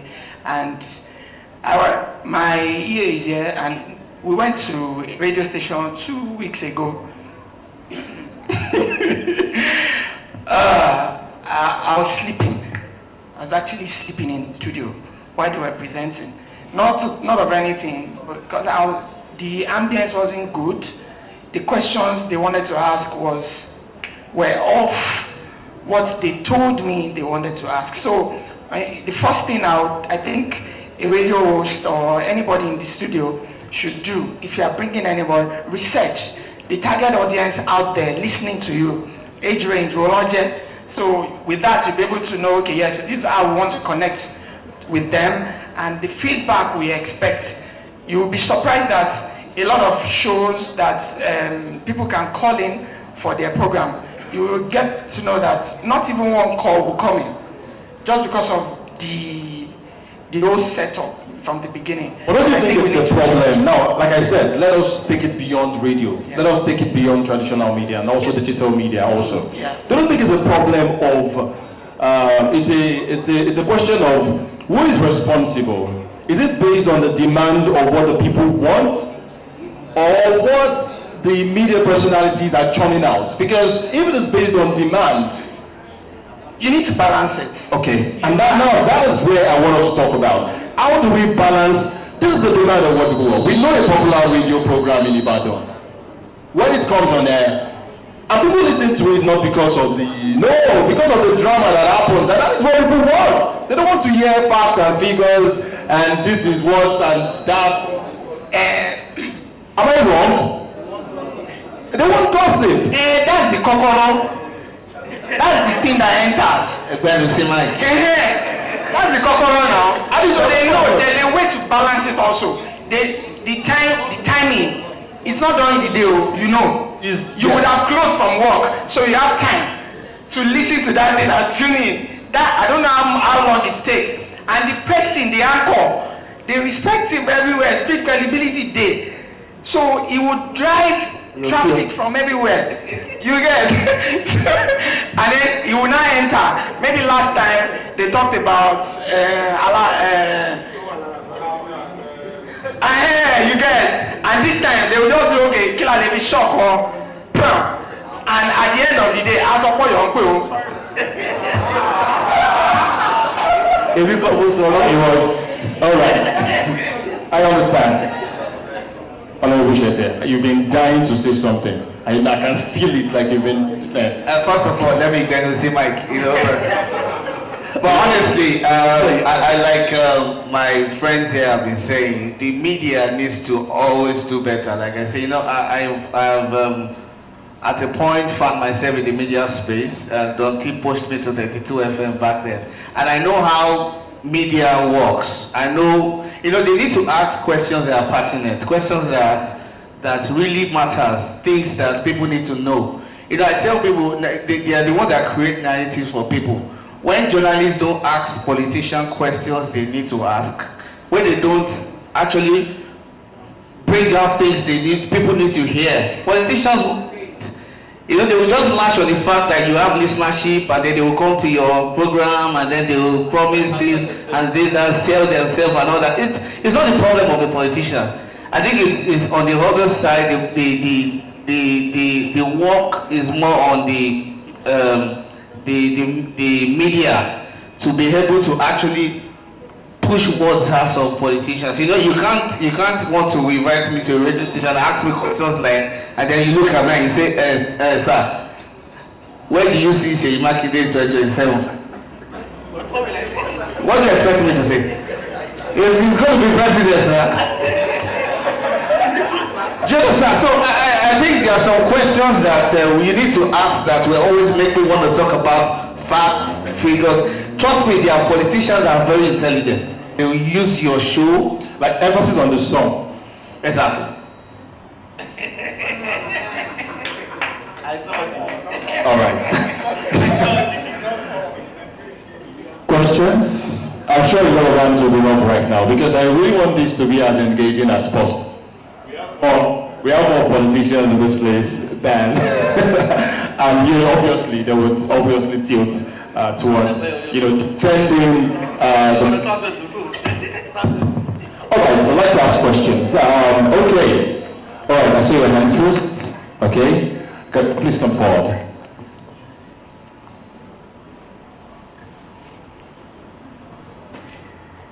All right. Good afternoon, everyone. Firstly, I'm a student of this city, postgraduate. So I'm not from Oyo State, and I'm not from Ibadan. But it's not that I want to actually support what they're saying. But I feel like, because I'm in the media space, I'm a storyteller, and I feel like we need to actually work more on what we call fact and the basic truth of our whole concept. And in media, we have what we call 5W and 1H. And don't forget that it is based on our perspective. So the question is, you are talking about figures, you are talking about facts, and you are talking about what we call something called narrative theory, and there's what we call agenda setting theory, and there's what we call normative setting theory. And sorry, and for us, I want to say, let us leave philosophy aside. Let us leave philosophy aside, and let us bring that theory up. I'm not going to mention names. Like you said, Oyiyomi Obete, I thought with that. To me, and you didn't mention him. Don't mention him. Don't mention him. But to me, I always say all the time that Oyiyomi is not a professional broadcaster. But no, I want to give my question. I want to give my question. Yeah, I want to give the question. So the question is, what do you feel? Because we are all talking about problems. Do not lie. We are all talking about the problem. What do you feel is the solution? Most of us, we are media. It's also in media. I'm a storyteller. I can go online and type famous media stuff and that. If I'm not careful, I'll keep passing on the problem. I don't know if you get what I'm saying. I will tag you that you said. I will tag you and say you said. I will tag you and say you said. But what is the solution? Don't let us be a question of problem. Tell us the solution. Tell us the solution. Okay. All right. Thank you very much. Thank you very much. I would like Mr. Dami to, first of all, address that. Yeah. I put that trouble. Like I said earlier, do your research. Your team swap. Do your research, your TA, that target audience has to be on point. And then I remember, because I used to go there, PCOS that time, they will have scripts. I don't know if our people, they still do, but they have scripts. So in fact, there was a mirror somewhere, I can't remember Auntie Jumoke that time in PCOS. She would go in front of mirror and do and rehearse. She'll talk to herself and all that. By the end, she explained to me and I saw the professionalism. So please, as people in media, I'm not a politician, I'm a friend to all politicians. I'm a public relations practitioner. So, but I work with them, and if you're not careful, they will use one finger and they will just scatter your brain if you are not careful enough. So you need to own that space. You are bringing them to your own studio, to your own platform, or wherever. Then you need to own it. And in the process, don't let them just kick you off and they now own the show themselves. They will not be asking you, the host of the show, questions. No, you should be the one in charge. So that's one of the things. So please, and don't get carried away by their personality or whatever paparazzi they call. Quick question. Do you sincerely believe that people would listen when you're talking about facts, figures, and all this? People do. People, in fact, that I look forward to some people in Ibadan, in Nigeria. That's the argument. Yeah. You know, when you hear people, when you hear, I'm in the radio space, so I'm just going to speak on that, and you hear people talk about, you know, ask questions, interviews, and all, and they ask surface questions. They're like, you got money here. That's what they want to hear. When you do more of fact and figures, people will respect you more. There is a man, Edmond Dobilo, he stands out today because anytime you tune into that radio station, he will tell you stuff. He will even recommend books. Okay. So that's where he's getting some stuff from. He travels, he will get all right. history. So before I still ask some questions, a lot of hands are up right now.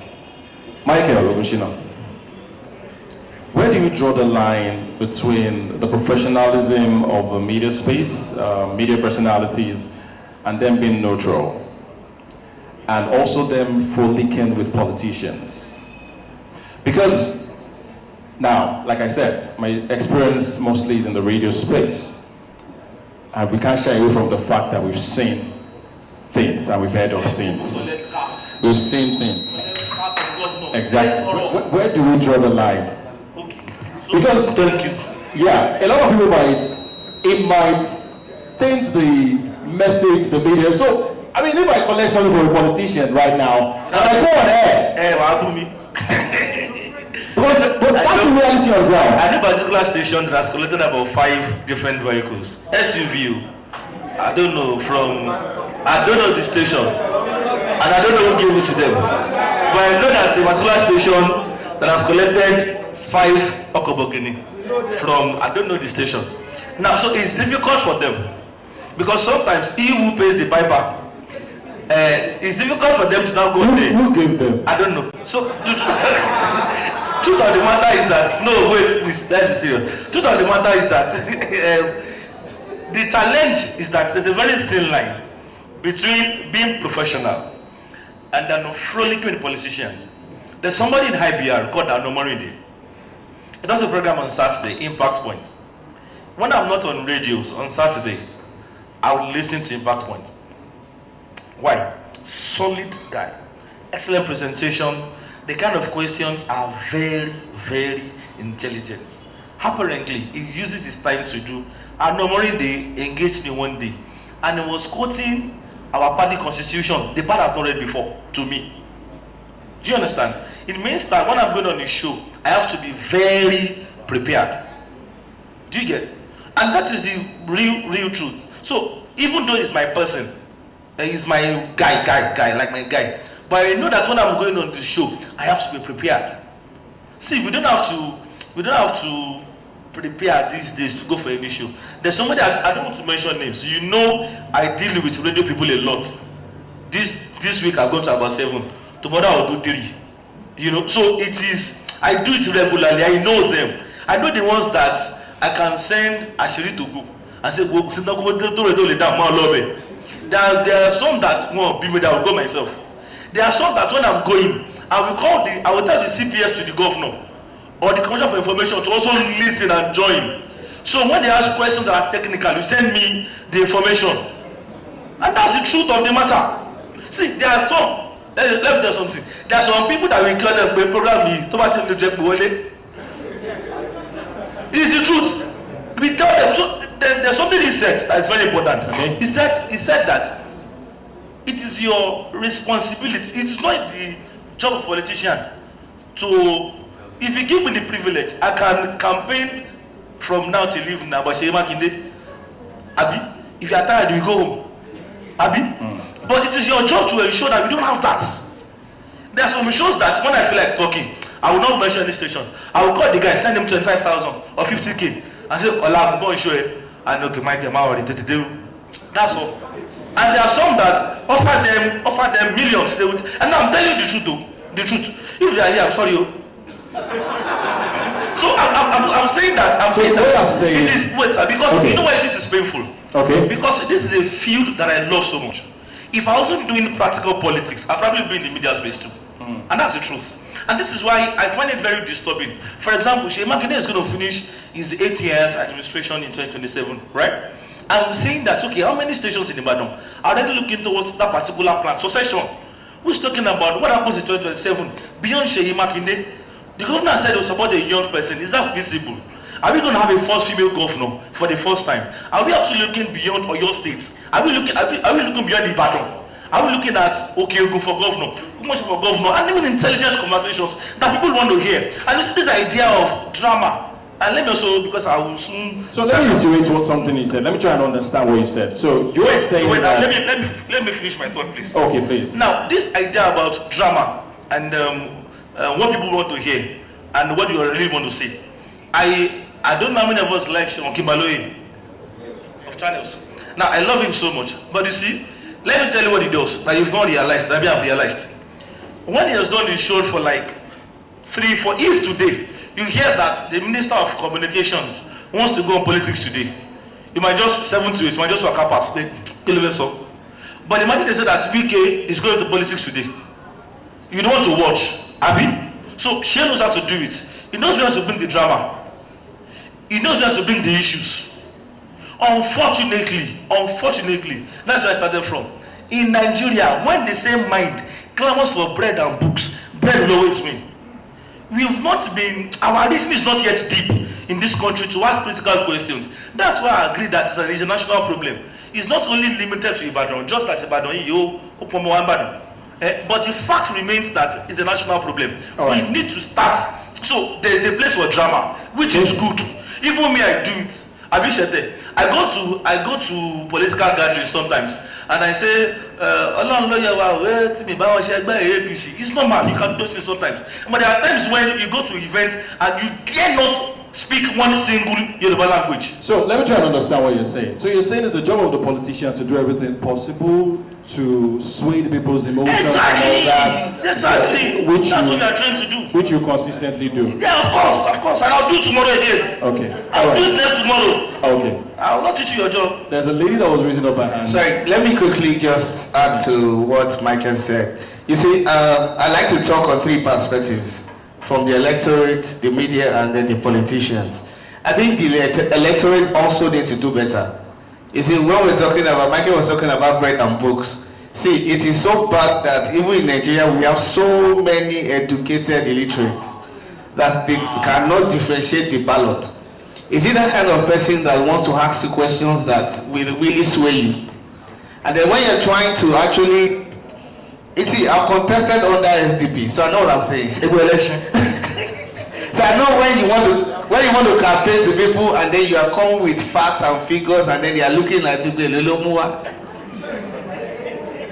you understand? So for the electorate, we need to do better. You see, it's a very, very, very huge gap. And I pray one day that people will wake up to actually ask issue-based questions and actually ask for manifestos, ask for things that really better their life, and not for the other 2K they get.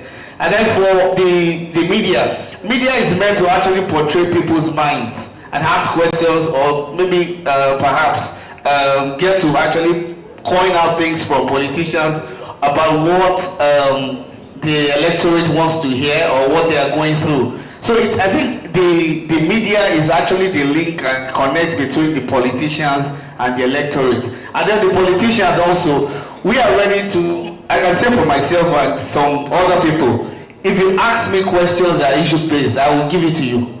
And if you ask me questions about Emma and Agbado, I'll give you. All right, now let's have more questions. There's a lady raising up her hand. Yes, the lady in glasses, please. Can you come forward?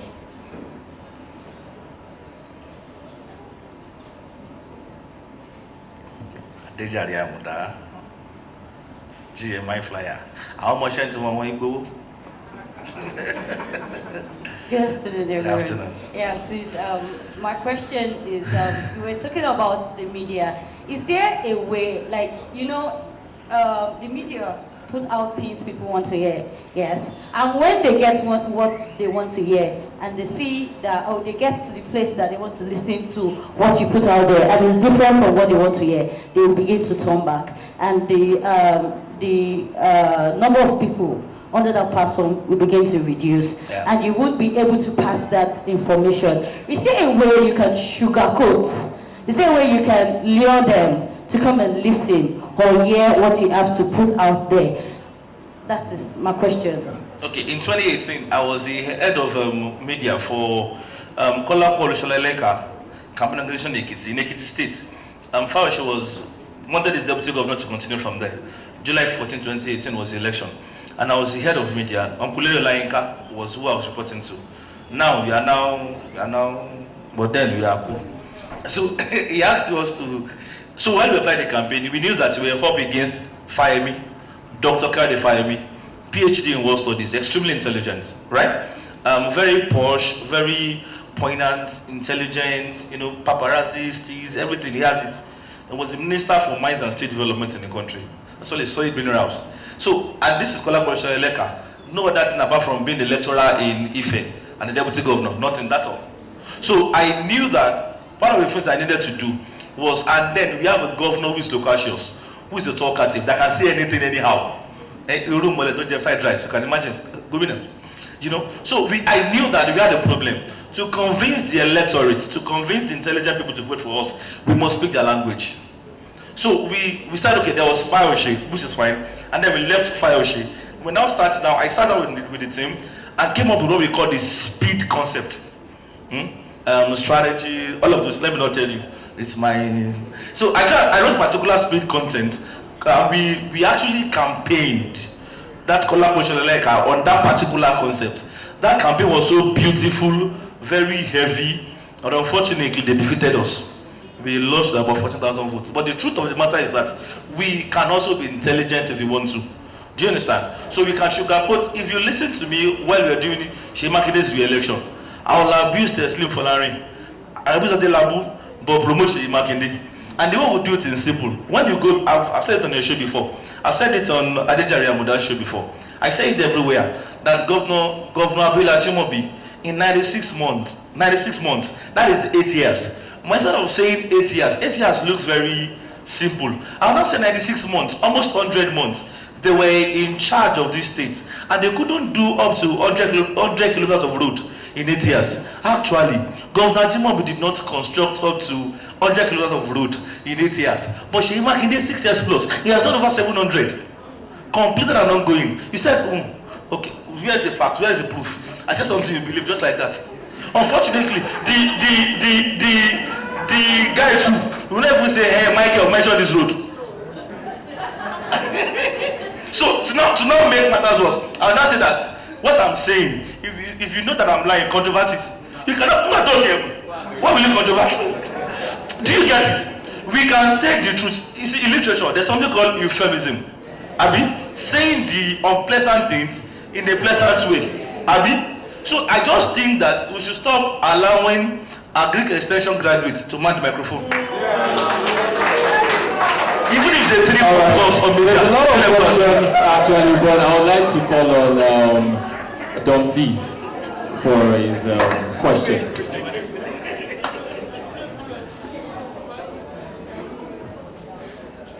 Honorable Michael. Don T, Baba, Swale. You've been rudely exposing the media. And that's exactly what the media deserves. Exactly. Trust me.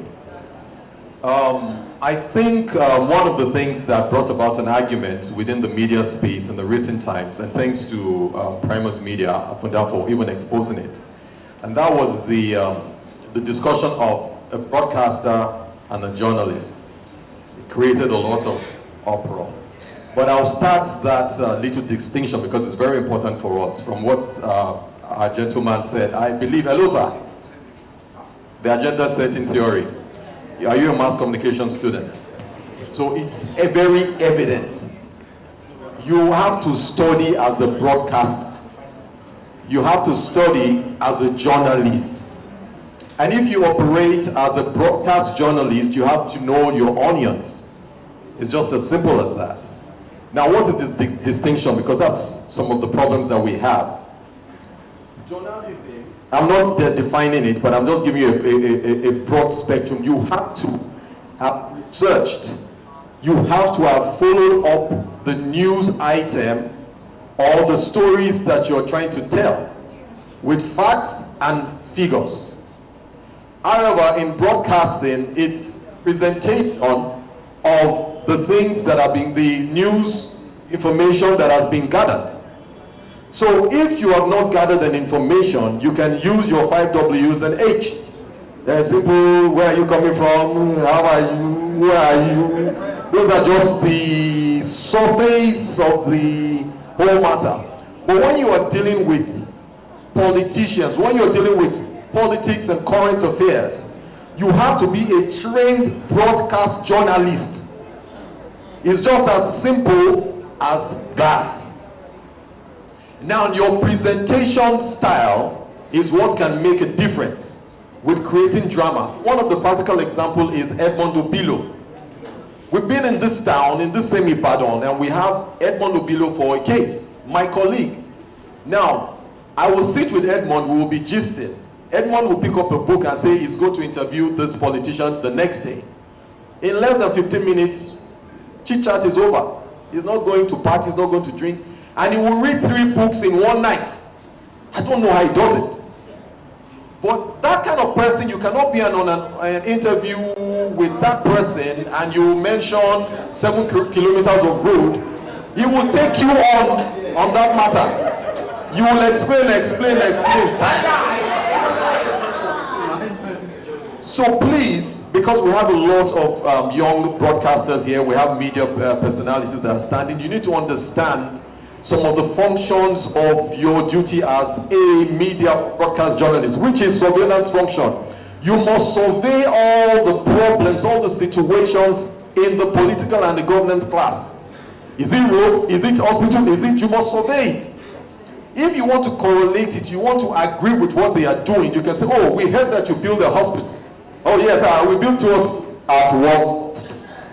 And so you are correlating it with facts and with figures. And then what you need to mobilize on their behalf, you do. So my admonition, which is not really a question, which is a submission of everything, is that for Honorable Michael and the likes of them, Honorable who has been in the media, this is a media expert. This is a PR expert. If you're not a trained journalist, you just embarrass and disgrace yourself. So this is begging us, this is a clarion call. I mean, for as many, as you said, that read agricultural science and are doing broadcasting, I had to go back to school. I had studied mass communication and media technology. Okay, so yes, let's go back, let's retrain. Okay. Yes, thank you very much. All right, a round of applause for him. I'm so sorry because of our time, we won't be able to take more questions, and I would just like our panelists to give their parting words. All right, thank you so much. Just like I always say, we all need to do better. As journalists, we need to do better. As electorate, the people, we need to do better. And of course, as we politicians also, we also need to do better to push out policies, make things happen, make sure we put people at the forefront of our ideas. And of course, the media people also need to portray what the government is doing in the light of, the way they should see the true light. Yeah, okay. The true light of it. And then they should also, like I said earlier, they are the 4th arm of government. So they are free to always take on politicians, always take on the government to ask questions. Okay.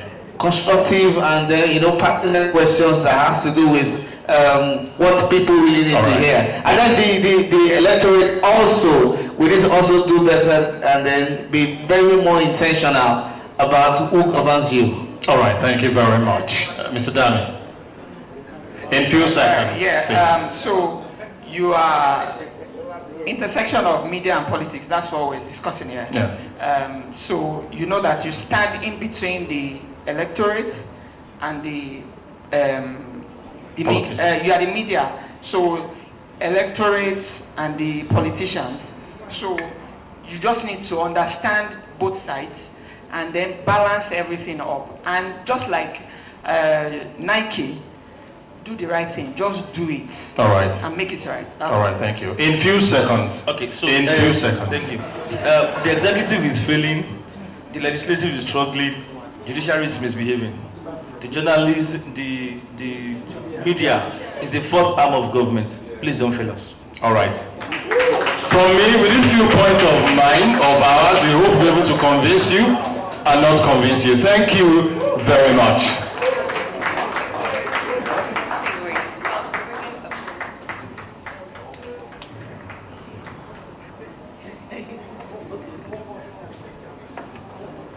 All right. Thank you. Once again, please, can we have a round of applause for this our 3rd panel? Thank you so much. At some point, I felt, but then it's all good. That's what the conference is all about. It would have just been good if we were just media practitioners still see outsiders. It's just like Honorable Commissioner came to wash our dirty linen in the public. But then it's all good. We will do better. please, once again, put your hands together for them. It's been a very wonderful one. And I want to believe that if there is anybody here as a media practitioner, next time you want to interview a politician, there is a way you will be deliberate. Because you wouldn't want to sound stupid. The way they say, at least you ask a question, you go. No, the way they say it in your hands and put it in your ears. So you first of all ask the question that, won't this question be termed dumb?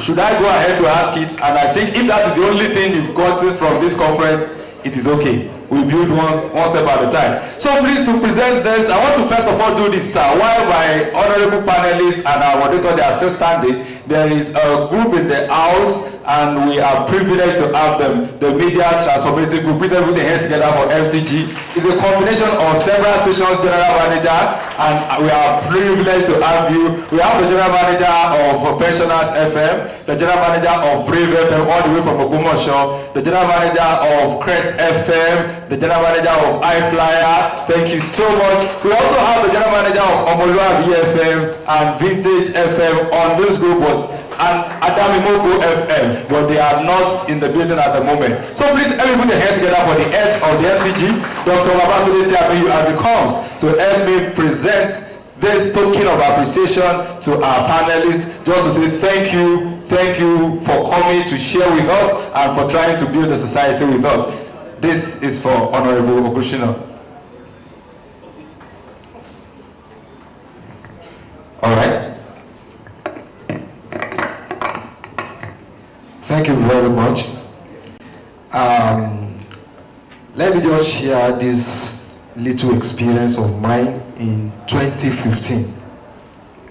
I followed the National Orientation Agency to Shaki East local government for 2 days on an advocacy program. During the Cosy call on the traditional rulers, an issue came up different entirely from what took us to the community. So I did my recordings. Out of 5 traditional rulers in the local government, 4 of them corroborated the issue concerning the 5th traditional ruler and his appointment. So I took note of it. So on the day of the event, I spoke with the secretary of the local government, and along the line, he told me that the chairman of the local government do come to the council only 3 times in a month, that is running his business in Lagos. But that the issue I asked him about may snowball into crisis in the next few weeks. It was in May. Early in the morning, on the day in August, the man called me that the palace of the traditional ruler was being attacked by the youth of the community on that particular day. I picked my phone, I called the former commissioner for local governments and chieftaincy affairs, and the late, who happens to be the late chairman of APC in Oyo State, Omodewo. I called him more than 5 times. He didn't pick my call. So I called Operation Burst. I called the Nigerian police. I called the Nigerian army, and I called the civil defense to intimate them of what is happening. So I got the number of the local government chairman. I called him more than 5 times. He didn't pick my call. I wrote my story. By 5 p.m., my story came out on our national news. By 6 p.m., the commissioner, whom I called about 5 times and refused to pick his call, started calling me. That where did I got my fat from? And I told him I may come and meet him in his office the following day. The chairman, who I called more than 6 times, by 7 p.m., he was calling me. The PRO of Nigerian police was calling me. So I ran to my supervisor and I told him this is what is happening. Omodewo gave me an appointment for 2 o'clock the following day. My supervisor said I should go there by 11 o'clock, that maybe he wants to play a game. And lo and behold, I got to his office by 11:30 the following day. He was already holding a meeting with some leaders from that local government and the chairman. So when they ushered me into the executive chambers of his ministry, he said, yeah, this is the man that wants to cause confusion in the local government. Where did you got your fat from?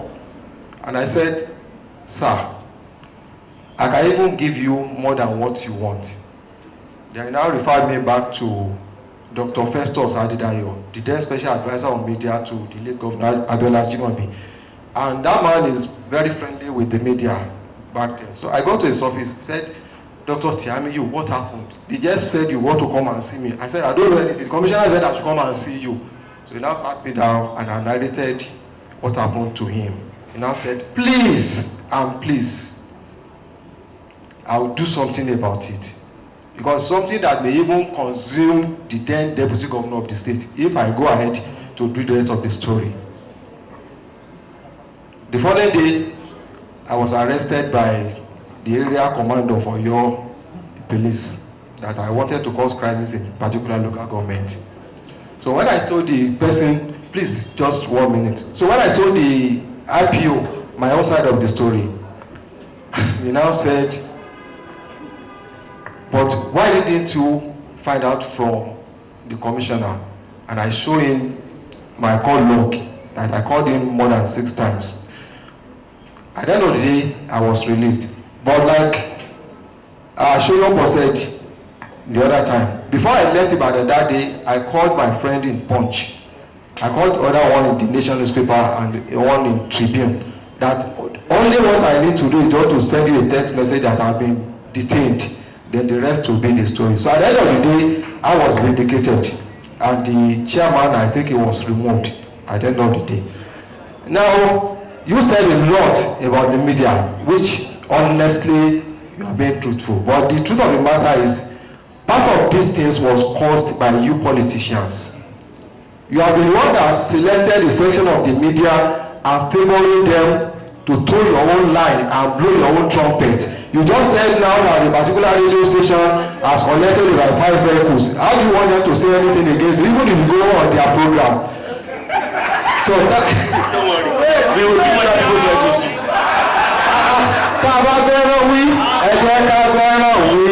So you understand. On that note, I want to thank you on behalf of Primus Media for making yourself available for this program. Honorable Michael Okushina, thank you so much.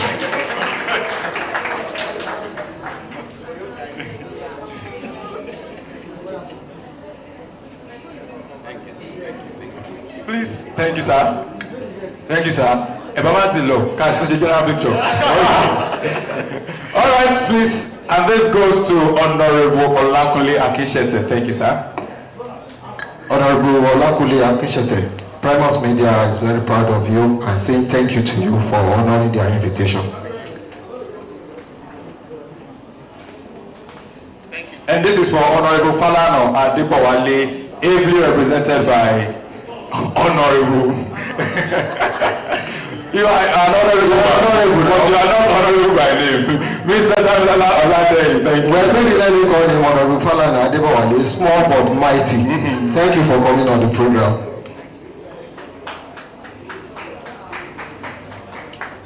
And this is for our moderator, Jeda Akinola. My dear brother, it's nice having you on the program. Thank you very much. On behalf of Primus Media.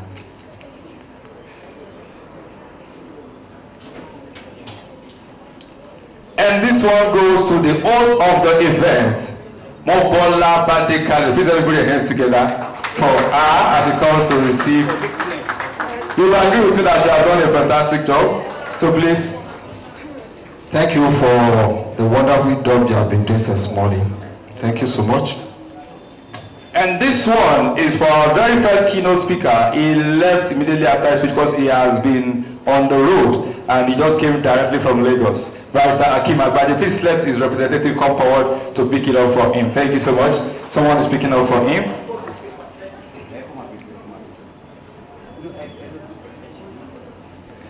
Well, Honorable Shete, please don't go. We want to interview you. We want to have a chat with you. All our panelists, please. Thank you. Barrister Akim Agbade is like a brother to me, a gentleman to the core, and a philanthropist of note. So we say thanks to him for honoring the invitation of Primus Media. Thank you. Thank you so much. And this is to our second keynote speaker, Barrister when I finished, I checked the artwork and I just realized that, Barrister Pisayo Soyobo, Barrister Kim Agbade, Orizola, everybody's barrister. I said, no, something's happening about the barristers. This is for Barrister Monisola Tayo Oyetibo. Please put your hands together for our second keynote speaker as she comes to pick up. But there was this event I attended, and when they started mentioning barrister, so somebody just stood up and he said, I'm calling team. Thank you very much for coming on the program. Thank you very much. I appreciate it.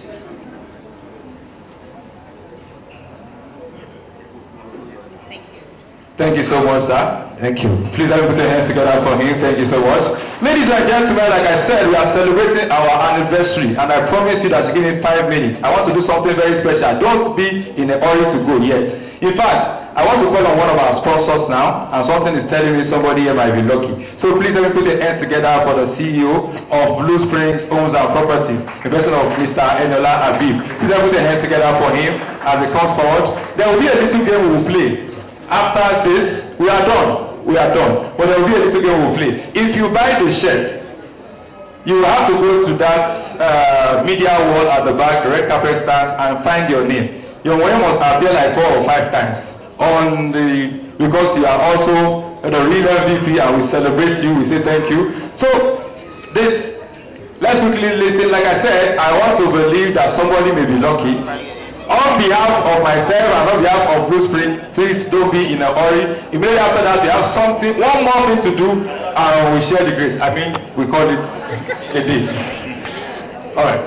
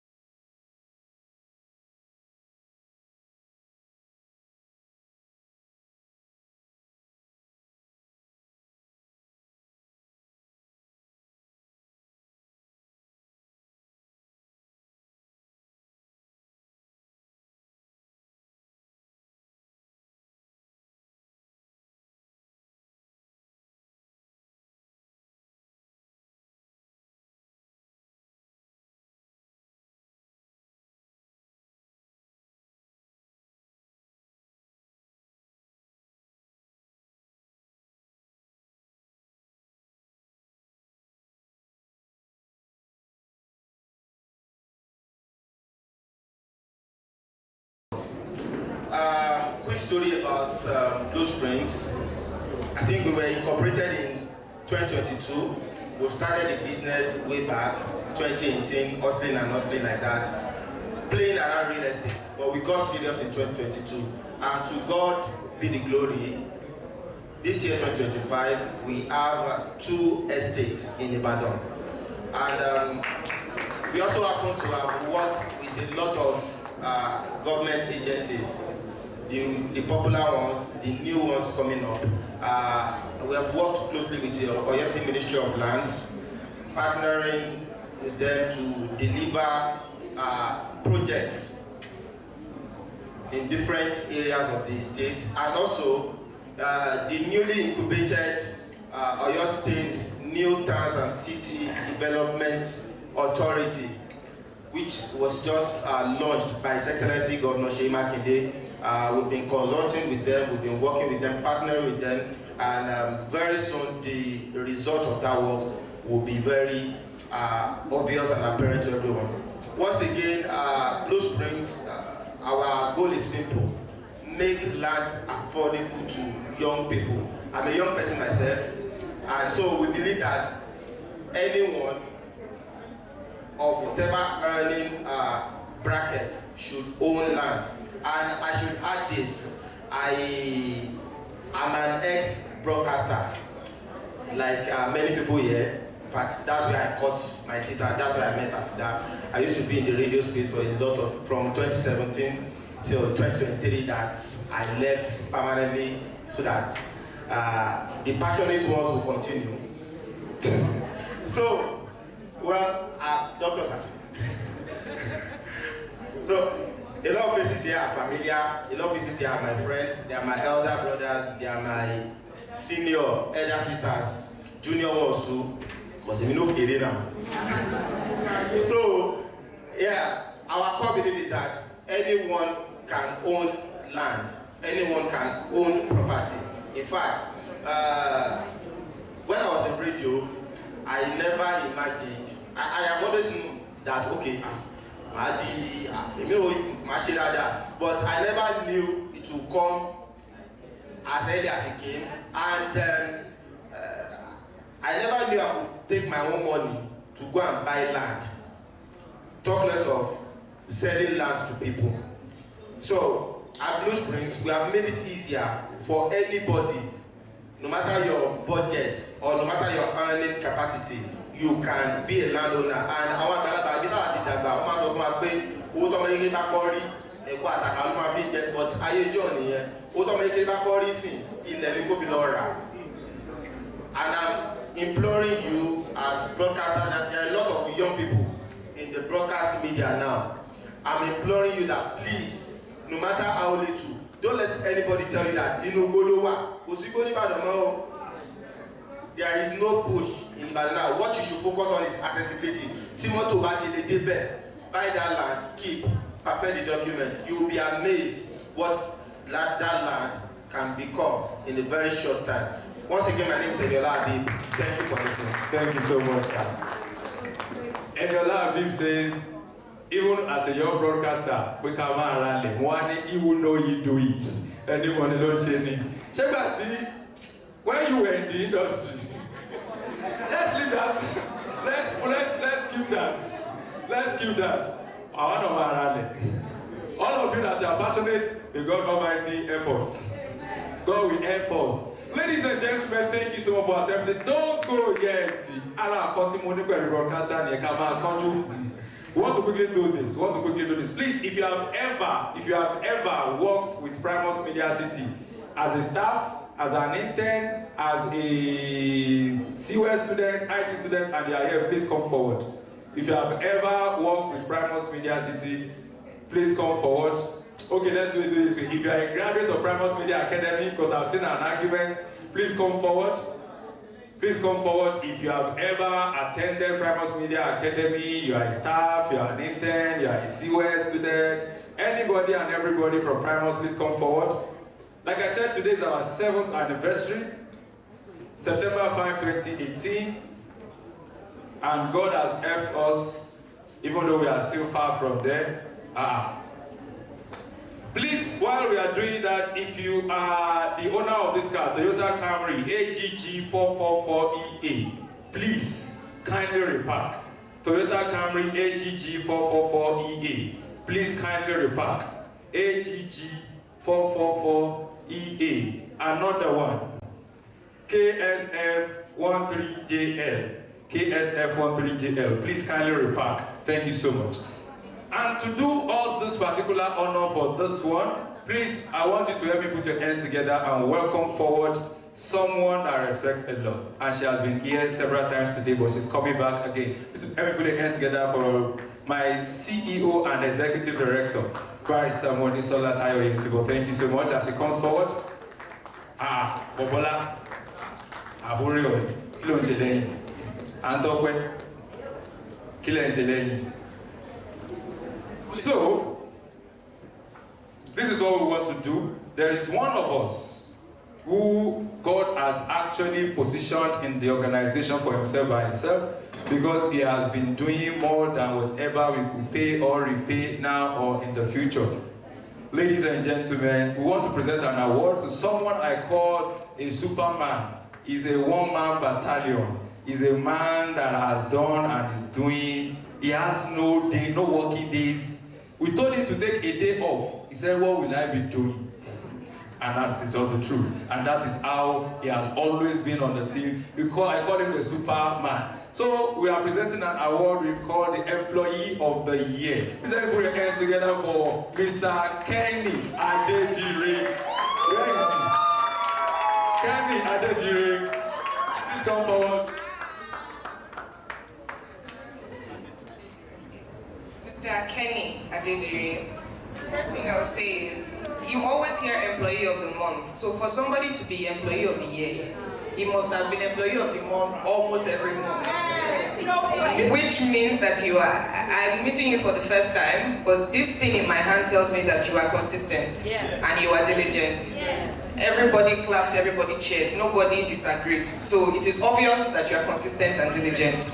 Congratulations to you on being the Employee of the Year, and may you receive more achievements.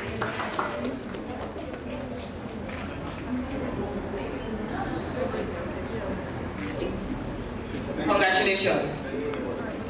Thank you so much, ma. Thank you so much, ma. Ladies and gentlemen, thank you so much for coming out to celebrate, and thank you for coming out to learn. September 6, 2026, Primus 2026, we hold again. The venue, by God's grace, as the Lord lives, we will update you. But then, Ibadan, thank you. Thank you so much. We appreciate you. We say thank you and God bless you. From Lee City, thank you so much. Lee City Voices, thank you. A-Class, thank you. CLA, AFAS, thank you so much for coming. Everybody.